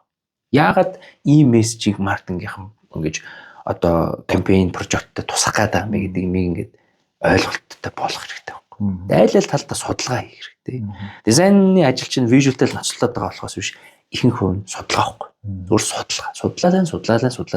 Эцсийн бүлэг акшн нь болохоор окей ингэж хий гэдэг дүгнэлтээ тавиал зүгээр хийчихдэг ажиллахгүй. Түүнээс ингээл би ч заавал улаан өнгөөр хийгээл зүтгээд байдаг зүйл байх юм бол тэр ч гэсэн мунхаг зүгээр балаа асуудал. Тэгэхээр төрөний асуулт нь яаж мөргөлддөг вэ гэхээр аль талдаа маш сайн судалсан байх хэвээр.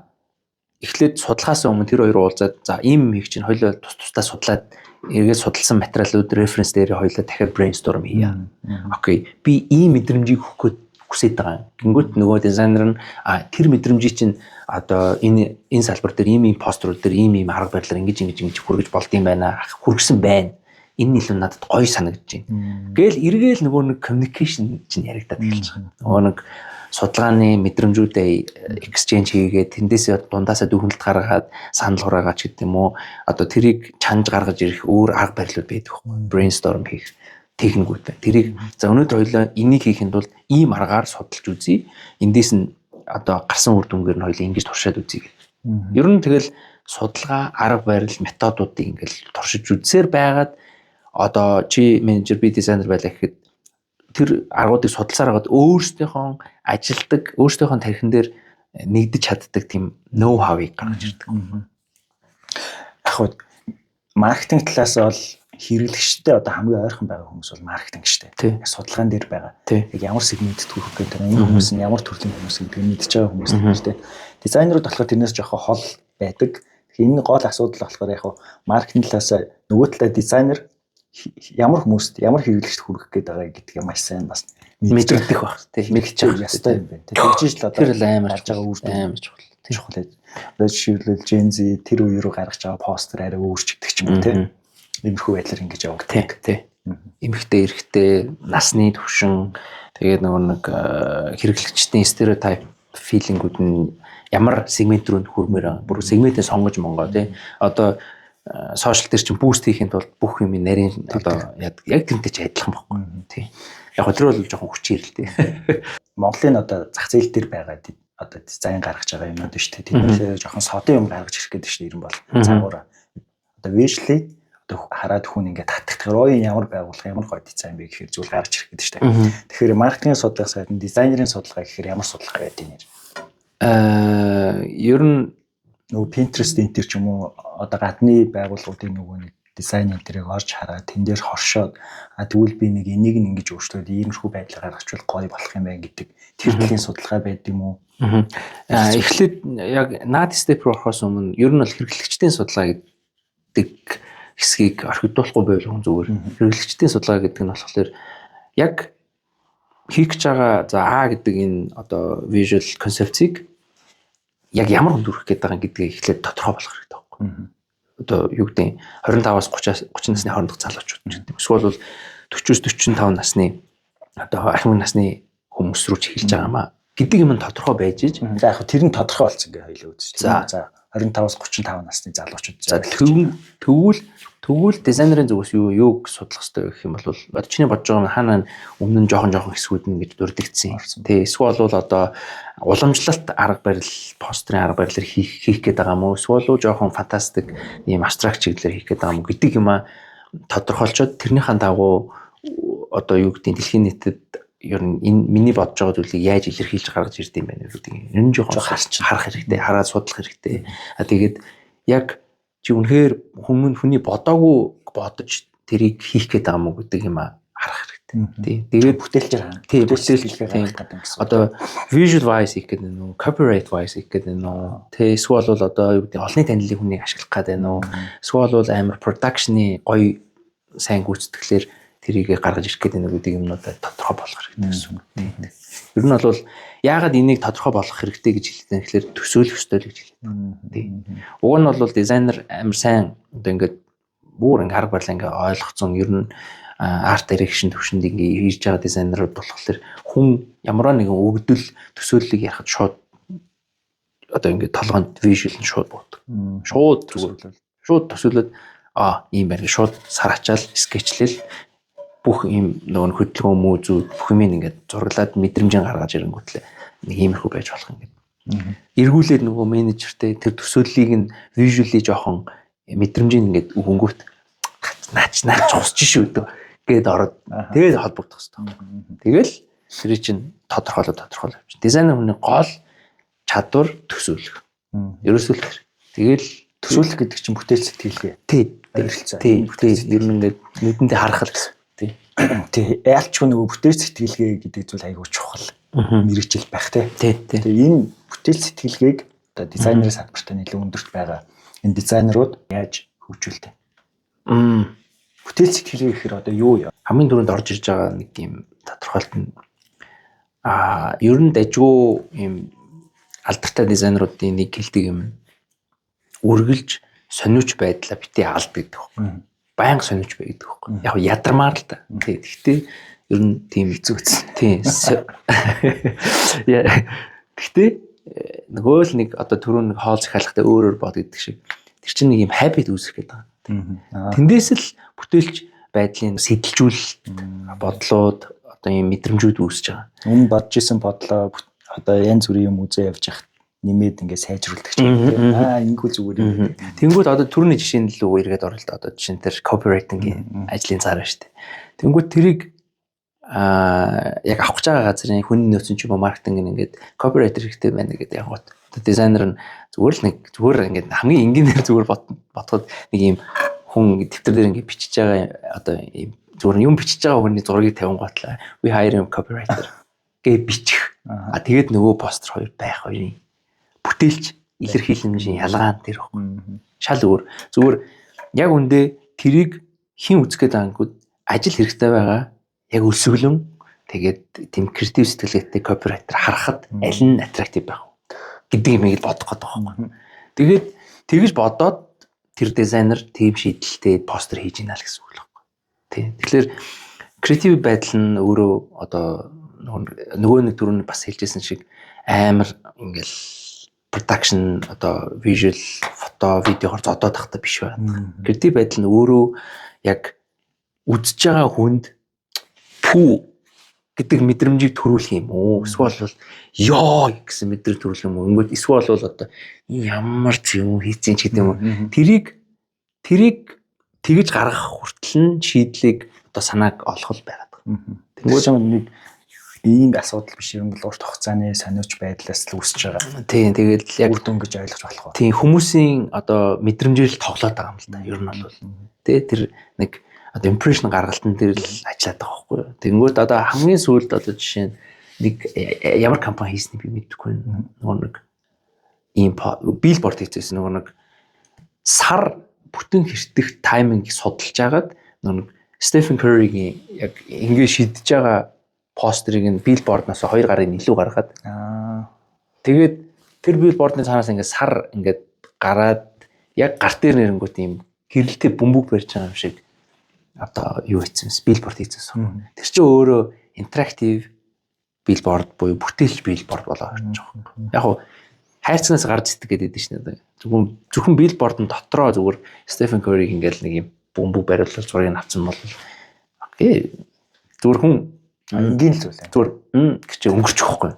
Тэнгүүт тэр яг ингээд billboard-ноос гарын илүү гаргаад тэнгүүтлээ яг тэр бүтэн сартай термиг хүлээж агаад тэр кампайн хийсэн байгаа.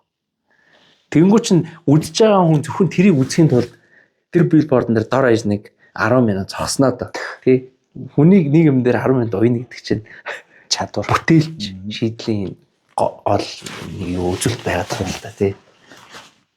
Тэх болов гэж бодож байна. Тэгээд ер нь бол дизайнерууд яг иймэрхүү байдлаар л одоо бүтээлч байж ижил тухайн ажил нь олонд хүрнэ үүдэлтэй чадварын сайжирна шүү дээ. Тий. Ер нь бүх салбарт нэг AI гэдэг зүйл ингээ ороод ирчихсэн тий.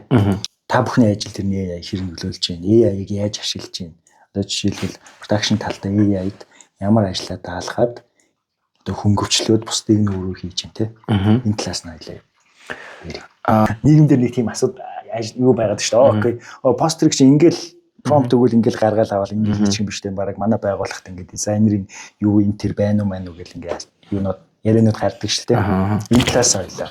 Манай нөгөө нэг ерөнхий асуучих шиг үлээ. Тэгэхээр яг чиний AI-ийн талаар ойлголт. Тийм. Манай салбар дээр бол яг нэгдүгээрт AI-ийн зүгээр ашиг тустай давуу талууд нь юун дээр гарч ирж байгаа гэхээр амар их цаг орж байгаа орох зүйлүүдийг шууд хөнгөвчлж байгаа. Эдитинг за эсвэл бол одоо цэвэр юм одоо байхгүй зүйлийг бий болгож нөхөж гаргаж ирэх эсвэл арилгах ч гэдэг юм. Тэр зүйлүүд дээр маш их цагийг хөнгөвчлж байгаа. За тэгээд судалгаан дээр ихэвчлэн ашигладаг. Буюу нэг интернет сорс дээр одоо яг хийсэн одоо референс ажлуудын хүмүүс хайдаг штэ. Одоо өмнө нь хийцэн ч юм уу. Тэгээ яг үндэ бол референс заавал тийм байх албагүй л дээ. Референс чи өөрөө хинч гаргаж ирж болдог. Сараачаад ингээд тэмдэглэсэн зүйл чинь ч өөрөө референс болох боломжтой байдаг учраас AI дээр бид нэр ингээд мэдэрч байгаа одоо иймэрхүү байвал зүгээр юм а гэдэг тэр вижюалыг гаргаж ирэхийн тулд промптыг ашиглаж байгаа. Гэх юм уу да. Санаа болох гэдэг. Санаагаа одоо илүү нөгөө нэг шийдвэр гаргах хүмүүстэй ингэж ойртуулж энийг иймэрхүү юм биш үү гэдгийг харуулахгүй бол нөгөө хүмүүс чинь дизайнер хүмүүс шиг бас ингээд бүгдийг төсөөлж чадахгүй. Тийм. Тэр утгаараа зүгээр нөгөө нэг төсөөллийг илүү ойртуулганд бол судалгаан дээр AI ихтэй ашиглаж байна. За тэгээд тийм байдлуудаар одоо нөгөө нэг цаг хэмнэх, за референс дээр ажиллах, төсөөллөө гаргаж ирэх ч гэдэг юм уу. Тийм акшнууд дээр AI-г бол ашиглах нь аюу сайн зөв байгаад байгаа. За нөгөө талаасаа буюу одоо нөгөө нэг дизайнеруудын жоохон сөрөг байр суурьтай байгаа зүйлүүд нь юу гэхээр одоо яг түрүүний чинь хэлж байгаагаар постерыг ингээл хийчих болох юм дээр тий заавал нэг хүн ажиллуулах гэдэг юм. Цалин өгөх тий гэдэг асуудлууд ер нь явагдаад 2 жил болж штэ. Яг гоо тэгж хийж чадж байгаа хүмүүс гэж байна. Гарах цаагаад нэг хийсэн болоод ингээ юм гаргаад ирэнгүү тэрийг нь батлаад ингээд буст хийгээд яваад байгаа харангуут хүмүүс ундууцаад байгаа байхгүй. Дизайнерууд ер нь ундууцаад байгаа гэсэн үг. Зүгээр ийм юмыг одоо тий ингэж хийх юм бол ер нь ингээд бид нар өмнө нь ингээд стандартыг тогтоогоод тэрний төлөө ингээд бүх юмыг оригинал болгох гэж одоо оригинал контент гэд хийх гэд ингээд сууж хахад ингээд үл ойшоож байгаа юм шигээр юм уу эсвэл үл хөндөж байгаа юм шигээр ингээд AI-ийн хуруугаар нь ингээд 2 моёр болцсон ч юм уу те нүд ам нийш тийшээ харцсан юмыг бүр TVC болгож цацаад телевизээр цацаад байгаа. Энэ бол disrespect гэдэг бодолтой байр суурьтай байгаа ч хүмүүс байгаа. Мэргэжлийн нүдээр хараад шүү дээ. Мэргэжлийн нүдээр харж байгаа. Тэгээд мэргэжлийн нүдээр харахаас гадна өөрөө чинь зар сурчлагын салбарын одоо хим хэмжүүрийг ер нь бол ингээд үл ойшоогоод байгаа гэсэн үг байхгүй юу? Мэдээж мэргэжлийн хүмүүсийн нүдээр харахад тэнд бол замбрааг болоо алдаа байж л байгаа. Одоо төгс болоогүй л байх л дээ. Тэгэнгүүт яг тэр AI гаргаж байгаа тэр постэр, тэр бүтээл хэрэглэгчд хүрж байгаа байдлыг нь ямар байд юм бэ? Одоо надад бол ингэ санагдсан. Яг AI хийсэн юмнууд нэг мэдрэмж төрүүлдэггүй байхгүй. Шууд орж ирж байгаа. Энэ AI юм биш. За уншаад за гээд ингэ явах ч юм иймэрхүү байдал үүсдэг. Тэгэхээр яг тэр хурж байгаа байдал дээр чиний зүгээс юу гэж харж яг энэ салбарт ажиллаж байгаа хүн AI-аар хийсэн постэр байдаг юм уу бүтээлүүд. Миний харж байгаа AI амар сайн одоо бүр тэнэг хурдтай сайжраад байгаа юм салбар нь болохоор юу фото зурган дээр. Одоо бүр фото зураг авдаг хүмүүс ч өөрөө ялгаж чадахгүй ийм сайжруулалт хийгээд гаргаад ирж байгаа юмуд байгаа. Фото зургууд байгаа. Одоо буюу нэг гэрэл зураг өөрөө авдаг хүн ер нь яг юм AI prompt-ийг ингээд сонирхоод хөгжүүл чадаад байгаа гадны орс одоо гэрэл зурагч байдаг байхгүй. Амар сайн явж байгаа. Тэгээд тийм шиг. Тийм бүр ийм hyper ийм нэг high detailтэй болгож ажиллаад байгаа байхгүй юу? Close up тийм шотууд. Тэгээд яг хоо зүгээр мэдрэмжийн хувьд тэр юугаар ялгагдаж байна гэхээр би яг хоо AI-г ер нь бол үгүйсгдэггүй дэмждэг дизайн индастригийн ингээ порчийг хаглаасаа гэж боддог байхгүй. Одоо сахилахгүй бодол. Яагаад вэ гэхээр хэрвээ энэ дээр ингээд аргумент тэмцэл үүсэж байгаа бол хурдан л хагарах тусмаа хурдан хөгжин ингэж хөгжөө явна. Түүнээс бид нэр ингээл үүсгээл энийг ингээл түлхээл ах юм бол бид нэр өөртөө одоо би жишээ нь энэ дугуйтай санал байсан бол өөрийгөө би хоош нь түлхээд байгаа байхгүй. Энэ ширээг би түлхээгүй байхгүй. Өөрийгөө хоош нь түлхээд байгаа байхгүй. Яг тийм л процесс явагдаж байгаа. Тэгэхээр бид нар энийг окей хүлээж аваад ингээд адилхан хөгжих хэрэгтэй байхгүй. Бидний ер нь бол хөгжил рүү түлхээд байгаа болохоос биш бидний хөгжлийг булааж аваад байгаа юм. Энд ерөөсөй байхгүй байна. Хүлээж аваад ашиглаад тэг хийж байгаа ажлаа хөнгөвчлөх тал руу сайн ашиглах шаардлага. Бид нар бол тэгэх хэрэгтэй. Дээр нь дизайны програм дээр дээр нь AI generate гэдэг юм ороод ирсэн байгаа байхгүй. Түүл ороод ирсэн. Тэр нь ч бас амар хөгжөөд сая одоо энэ Adobe Creative Conference болж байгаа. Тэн дээр бүр зүгээр ингээд одоо юу гэдэг хавтгай 2D зүгээр зураг байгаа шүү дээ. Тэрийг ингээ эргүүлээд байгаа. 3D юм шиг. Тэгснээ зүгээр ашиглаад. Тэгснээ тэрийг анимейт хийж мэй. Үр дүнгууд бол амар гарч ирж байгаа. Тэгээд AI мэдээж одоо дизайнерын дизайнер салбар дээр ингээд алгадаад эхэлсэн л байгаа л да. Тийм тэгээд алгадуулахгүй тулд өөрийгөө хөгжүүлэх хэрэгтэй л гэж хэлмээр сурах шаардлага үүсч байна. Бараг ирээдүйд хоёулын зургийг ингэж тавьчаад промпт өгөөд за ийм сэдвээр ярих юм бол бараг ярьчих юм шүү. Угаасаа ирээдүйд биш одоо болно шүү дээ. Чи угаасаа болцсон байхгүй тий. Амар академик юм яриа л тий. За энэ хэсгээр нь жоохон фаны болохоор. Тий. Зүгээр яг хаа түрүүний чиний асууж байгаа асуулт нэг AI одоо ингээд энэ индустрид тэрвэр хийсэн контент продакт ямар мэдрэмжтэй байгаад нэг тэр би зүр зөөлж хэлээ. Чи заалан тоглож заяа. Тэгсэн чинь нэг гар дээгүүр юм гоё юм. Подолог жерситэй доогор нь брюкөмд ботинктэй гүгээд гэж бод. Ямар мэдрэмж аа. Эсвэл нэг нь ингээ шортгүй ингээ дотор өмдтэй гүгээд гэж бод. Тэ яг тийм л мэдрэмжтэй байгаад байгаа. Зүгээр сайн промпт хийгээд сайжруулаагүй гэр тэрийг цацаад байгаа пострууд яг тийм л мэдрэмжтэй байгаа. Дутуу. Эсвэл бол ингээд нэг юм гаж байх ёстой юм. Одоо юу тоон дотор өсөг зөгч гэдэг шиг юм байгаад байгаа. Яг муунууд нь сайнууд нь бол үнэхээр сайн явж байна. AI одоо нэг промпт дээр алдаагүйгээр текстийг гаргаж харуулдаг болчихлоо шүү дээ. Тэгснээс хойш одоо энэ нэг жижиг сажиг брэндүүдийн постэр AI generate постерууд амар өсрөнгөө нэлээд яваад байна Монголд бол жишээ. Илүү хурчин гэсэн үг. Текст нь алдааг болж байгаа. Одоо зүгээр ингээд одоо илүү юм product based маркетингийн контентууд дээр одоо нэг юм усны шампань ч юм уу эсвэл бол нэг юм мокапн дээр ингээд байршуулад харагдуулдаг шүү дээ. Тэрэн дээр ингээд текст нь алдааг болчихгоо тэрэн дээр өөлөх байхгүй болчихгоо. Тэг ерөөсөө окей энэ болж ийн энэ бол ажиллаад байна тий. Зураг авалт хийх шаардлагагүйгээр нэг юм бэлэн мокап дээр энэ текстийг ингээд юм шигээр ингээд оруулчихаа гэдэг юм уу яг оруулаад. Тэ нэг ингээд хөдөлгөө явуулсан энэ тэр гэдэг ч юм уу тий. Тэр чинь өөрөө цаг хугацаа хэмнээд байгаа юм л да. Ялч. Тэр ирээдүйд ер нь AI энэ салбарт ер нь яаж нөлөөлнө гэж бодож байна. Дизайнерууд сурах ёстой юм тэг яг промпт инженер тал руугаа илүү их суралцах ёстой юу аль эсвэл одоо хүмүүсийн мэддгүй өөр янз бүрийн хард хэсгэлээд байж болно шүү дээ. Тэрийг ингээд сурчвал би бол ирээдүйд нэг AI энэ төвшөнд хүрэн гэж бодож байгаа. Энэ үе дизайнерууд нэг иймэрхүү байдлаар ингээд ажиллаж ивэл болох байх гэсэн юм зурагтай байна. Одоо жишээ нь хувь хүний одоо мэргэжлийн скиллийг хөгжлийнх нь одоо давуу тал болон pros and cons нь хоёр хуваагаад байгаа. Тэр нь юу вэ гэхээр wide range development гэж байдаг. Буюу нөгөө нэг ийм самны шүжиг амар олон скиллийг зэрэг ингээ хөгжүүлэх арга гэж байдаг. Олон төрлийн мэдлэгийг өнөөдрийн одоо энэ салбарт ингээд эзэмших шаардлага байна уу гэхээр байгаад байгаа. Гэхдээ бүгдийг хальт мэддэг байлаа гэдэг юм давуу талтай гэсэн үг биш. Гэхдээ бүгдийг хөгжүүлж байгаа бол үнэхээр ядарсан чамаагүй хөгжүүлэх шаардлага байвал хожно. Үнэхээр сайн. Бүгдийг нэг. Нөгөө нэг тал нь болохоор нөгөө нэг анхилж ирсэн шиг T-shape development гэж байдаг. Ерөөсөө л энийг хийдэг бол ашигтай хийдэг. Өөр хүн чадахгүй. Гэтэл л хөгжүүлэх хэрэгтэй нэг юмыг. Тэрэндээ ашиглана уу юу ашиглах харьцуулахдаггүй. Тийм. Тэгээд тэр чинь өөрөө оригинал болно.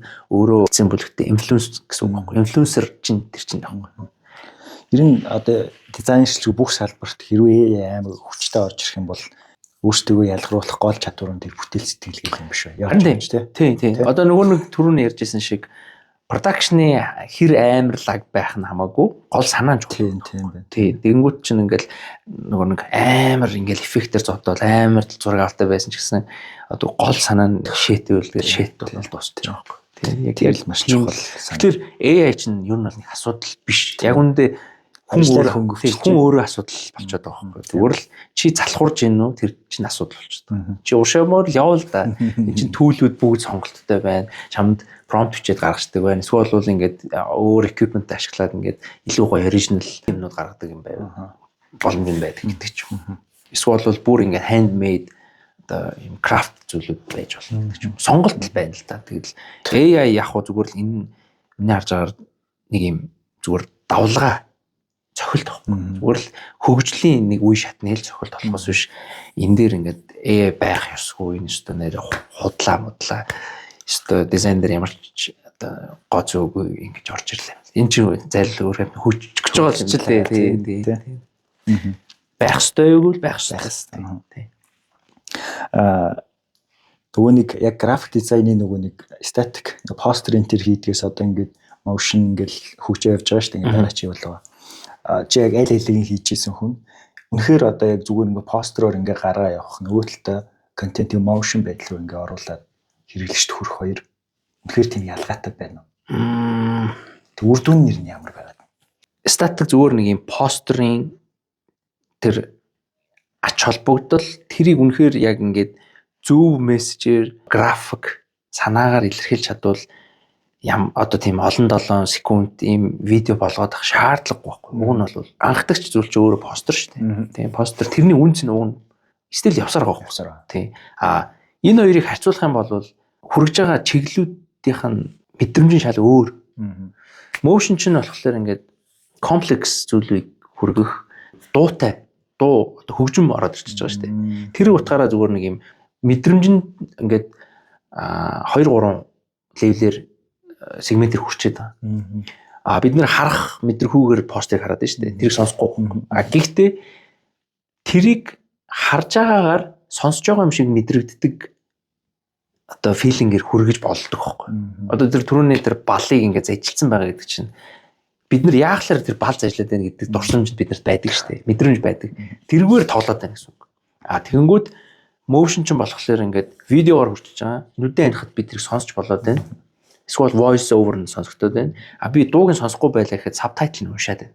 Энэ ингээд 2-3 ийм филингүүдээр зэрэг хүчиндээ гал гэсэн үг л дээ. Ер нь бол уг нь заавал шаардлагагүй л гэсэн үг. Тий. Тэгэхээр үр дүн бол адилхан. Үр дүн бол уг нь адилхан юм. Тий. Ингээд постерын принциплүүд одоо нэг чи нэг харж исэн л байх та. Чи энийг уншиж байгаа бол баруун дэше хар. Тэгээ ингээд баруун дэш нь очиж харсан чи арай жижигэн текст чи зүүн доош хар гэдэг. Тэр чин үзэгчийг өөрийг нь одоо жолоодаад байгаа байхгүй. Тэр чин постерын гол техник байхгүй. Тий. Яг тэрэн шигээр одоо чи чинь энийг ингээд нүдэн анилгаа харахлаар энэ гурван том текст харагдана шүү дээ. Яг энэ дараал шиг хүний удирдах тоглолтод тоглоом байхгүй. Тэгэхээр нэг нь жоохон хөдөлгөөнтэй нэг нь зүгээр статик болохоос биш хүний тарих өөрөө тэрийг уншдаг байхгүй. Тий. Нэг нь араасаа дарааллыг харж, нөгөөх нь хаана юу байна гэдгийг харж. Ер нь бол ялгаагүй зүйл. Тий. Би болохоор motion видео энэ төр ингээ гаргаад ирэхлээр хүмүүс илүү нөгөө нэг тэрэн дээр чинь заах постэр тэр нэг ингээ юм тавьчихсан. Motion дээр тэр оруулсан нэг визуалыг хөдөлгөөнд оруулаад ингээ янз бүр сонирхлын татдаг шүү дээ. Тэгэхээр жоохон илүү байд юм болоо гэж бодохгүй. Танах болохоор одоо зөндөө том төслүүдээр ингээ ажилтдаг шүү дээ. Би яг нэг төслийг нь хоёлаа сонгож авч жагаад тэгээд яг ингээ гол юмнууд ингээ яриа авчий гэж бодож байна. Тийм бол яг ийм төсөл байсан бид нар энэчнээс нэг яг ийм зүйлийг хийсэн чинь хүмүүс аягүй хүссэн ч гэдэг ч юм уу нэг тийм зүйлээ хаваалцуул.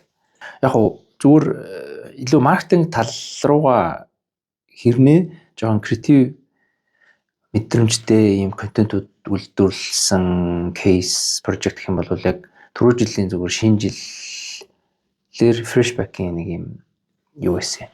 TVC хийх гэжсэн. Яг компаниудын маркетинг хийж байгаа нэг юм юу байгаа шүү дээ. Одоо үйлчлүүд гэх юм уу. Тэр чинь дандаа манай Монголд бол дандаа л нэг юунууд одоо баярт үйл явдал цаг хугацаанаас хамаарсан нэг юм баяр дээр тулгуурлаж кампань хийдэг шүү дээ. Хямдал зарлаа, урамшуул зарлаа дараа. Тэнгүүт фрешбэк дээр болохоор юу яжсэн. Шинэ жилээр awareness үүсгэх үүднээс яг тухайн үед анхны гаргасан санаа нь TVC хийх гэжсэн байхгүй. Нэг юм зохиолтой. Нэг гай гарч ирэл те одоо ингээл нэг юм гоё мэдрэмж одоо точи одоо тийм ностальжик мэдрэмж төрүүлэх зохиол гарч ирэл тэгэл ингээд нэгэндээ хайртай үндэ бэлдэж мэлдэл тэнгуут нөгөө тэрэн дээр нь фрешбэк уйлдаж гарч ирж мэрэл те нэг ерөнхий генерал нэг юм ойлголт зохиолд явдаг шүү дээ. Тэгэж ярьж байгаа ер нь TVC биш ийм олон цуврал real bay гэж шийдэлт хүрээд тэгээд 12 сарын 1-ээс 12 сарын 31 хүртэл өдөр болгон нэг рeel хийгээд тийм төлөвлөгөө гаргаад тэгээд 31 reel хийчихсэн. Тэр чинь яг motion байлаар тий. Видео байна. За. Тэгээд зарим нь motion байгаа, зарим нь одоо ихэнх нь одоо фото биш видео шүтэнтэй тийм reelүүд хийжсэн. Тэгээд тэр 31 reel дээр ингээд шинэ жилтэй холбоотой бүх мэдрэмжүүдийг цуглуулад цуглуулсан сэдвүүдээр санаагаар ингээд тийм видеонууд хийчихсэн. За. Тэр бол яг хөө миний хувьд зүгээр меншн хийвэл гоё бүтээлч хандлагатай хэрнээ олон юм уршаагүй яг ийм single point-оор яг брэнд awareness хийж чадсан тийм кампань болж байна. Тэр хүмүүс амар их мэддэг шинэ жил тулахаар гардаг тийм мэдрэмжүүдийг тагээд цуглуулсан гэсэн үг тийм. Тэгээд тэр 31 дээр бас нэг өөр янз бүрийн гоё юм зураг авалтууд техникүүдийг ашиглаж тусах гэж хичээсэн. Тийм багт. Зүг.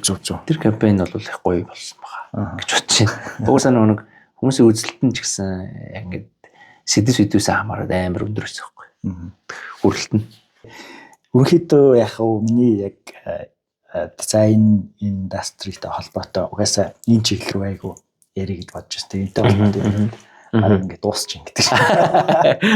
Чам дээр одоо миний асуугааг нэмж хэлэхээр тийм зүйлүүд байна уу? Мэргэжлийн хүмүүс биш. Тэгээ наад чи хүмүүс тийм. Дизайныг бас сайн ойлгодгүй хүмүүс зориулаад хэлэх зөвлөхөө гэдэг юм уу те. Эсвэл миний асуугаагүй. Яг бидний одоо ер нь амьдрал дээр ингээ хэрэгжилж байгаа одоо үзэж байгаа бүх юм дизайнтай хамааралтай. Одоо болцсон ер нь тим гэдгийг ингээд ойлгох юм бол харах юм бол зүгээр энэ салбар ямар амар юм өргөн цар хүрээтэй ажилддаг вэ? Тэгээд энэ чиглэлээр явах юм бол одоо хүссэн ийм салбар руу ингэж орж болох боломжтой гэдгийг ер нь харах хэрэгтэй. Хизээч одоо хуучрахгүй, хизээч одоо нэг устж өгөө болохгүй ийм салбар. Тэд нар утгаараа нэг одоо шин залуу яг энэ чиглэлийг сонирхож байгаа эсвэл жоохон зурж бичих одоо ингээд ийм aesthetic visual ингэж гоё гаргаж ирж мэдрэмжээ гаргаж тавьдаг тийм хүүхдүүд байх юм бол энэ салбар дээр маш ийм өргөн олон сонголт байдаг шүү гэж хэлмээр байна. Тэгээд энэ салбарын нэг хөгжил нь ингээд өдрөөс өдөрт амар хурдцтай, өрсөлдөөнтэй боломжуудаар ингээд жолоод өгдөг болохоор сонирхож байгаа бүхэнд надаас юу авмаар байна? Юуг одоо ингэж асууж мэдэж авмаар би бүгдийг ингээд одоо мэддэг бүх юм аа ингээд ярихыг хүсдэг тийм. Тэгээд мэдрэмжэн дээр суурилсан мэрэгжил болохоор одоо энэгээр суралцж явах явцдаа өөрийгөө ч гэсэн амар тань мэддэг. Тэгээд бусдыг амар сайн ойлгодог болдог. Тэгээд тэргээрээ дамжуулаад мэдрэмжэн дээр суйрлаад гоё хүссэн гоё ажиллаа ингээд бас хийж амьдрах бүр боломж байдаг л гэж байна. Бусад мэргэжлүүд яг тоотой холбоотой одоо юу гэдэг мөнгө санхүүтэй холбоотой ингээ өөр тийш явчихдаг л да. Дизайн гоё ингээд мэдрэмжээр амьдарч болох. Зарим мэргэжлүүдийг муулж байгаа юм шилтэй зүгээр ингээд яг мэдрэмжэн дээр суйрлахгүйгээр ингээд ажил хийх тийм салбарууд миний хувьд болохоор ингээд жоохон хол байгаа гэдэг юм. Бакалавра Монголд төгсөөд нөгөө нэг гадагшаа магистрт явсан шүү дээ. Тэгэхээр энэ дээр би холбоотойгоор яг хоёр өөр левел ч гэсэн гадаад сурах, Монгол сурах хоёр хэр ялгаатай байсан бэ?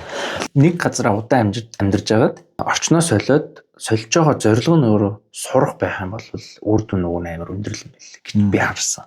Тэгээд нөгөө яагаад гэж бодож юм гэхэлээ нөгөө хэрвээ би Монголд магистр авсан бол би нэг юм нөгөө Монголын амьдрал шүү дээ. Нөгөө сурахын хажуугаар нөгөө нэг ийм яг ажиллахаас гадна нөгөө юм Монголынхоо нэг юм нийгмийн сэтгэлгээний донд амьдрангаа суралцах гэдэг нь бол жоохон одоо юу гэдэг явж сурахаас хамаагүй юм баг одоо мэдрэмж болон туршлага эсвэл тэр нийгмийн харилцаж байгаа хүмүүсээс одоо орж ирж байгаа нэг юм өөр тийм одоо нэг юм хариу үйлдэлүүд нь юу байхгүй юу одоо чиний тархинд ингээд шинэ мэдрэмж өгөхгүй байхгүй. Монголд бол чи бүх юмыг ингээд зүгээр л одоо далд ухамсараас би энэ гудамжийг эргүүл нэг тийм байгаа эсвэл энд нэг иймэрхүү хүмүүс байдаг гэх юм эсвэл зам төгчөрдөг ч гэдэг. Энэ зүйлүүд чинь ингээд кодчлогдсон байгаа даа байхгүй. Тэнгүүд одоо ингээд 57 очиод ингээд сурахад бүх юм нь ингээд шин.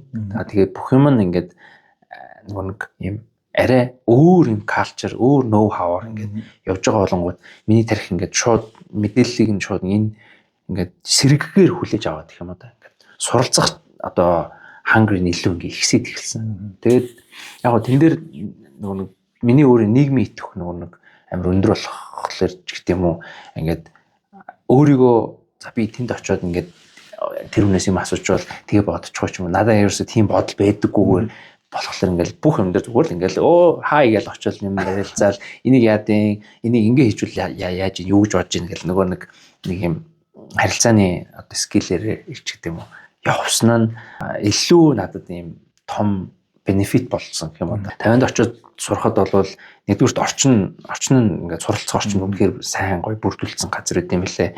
За тэгээд хүн болгоны нөгөө нэг асууж байгаа асуултын хариулт нь ингээд хариулах гэж хичээж байгаа тэр нөгөө хүмүүсийн харилцаа маш гоё.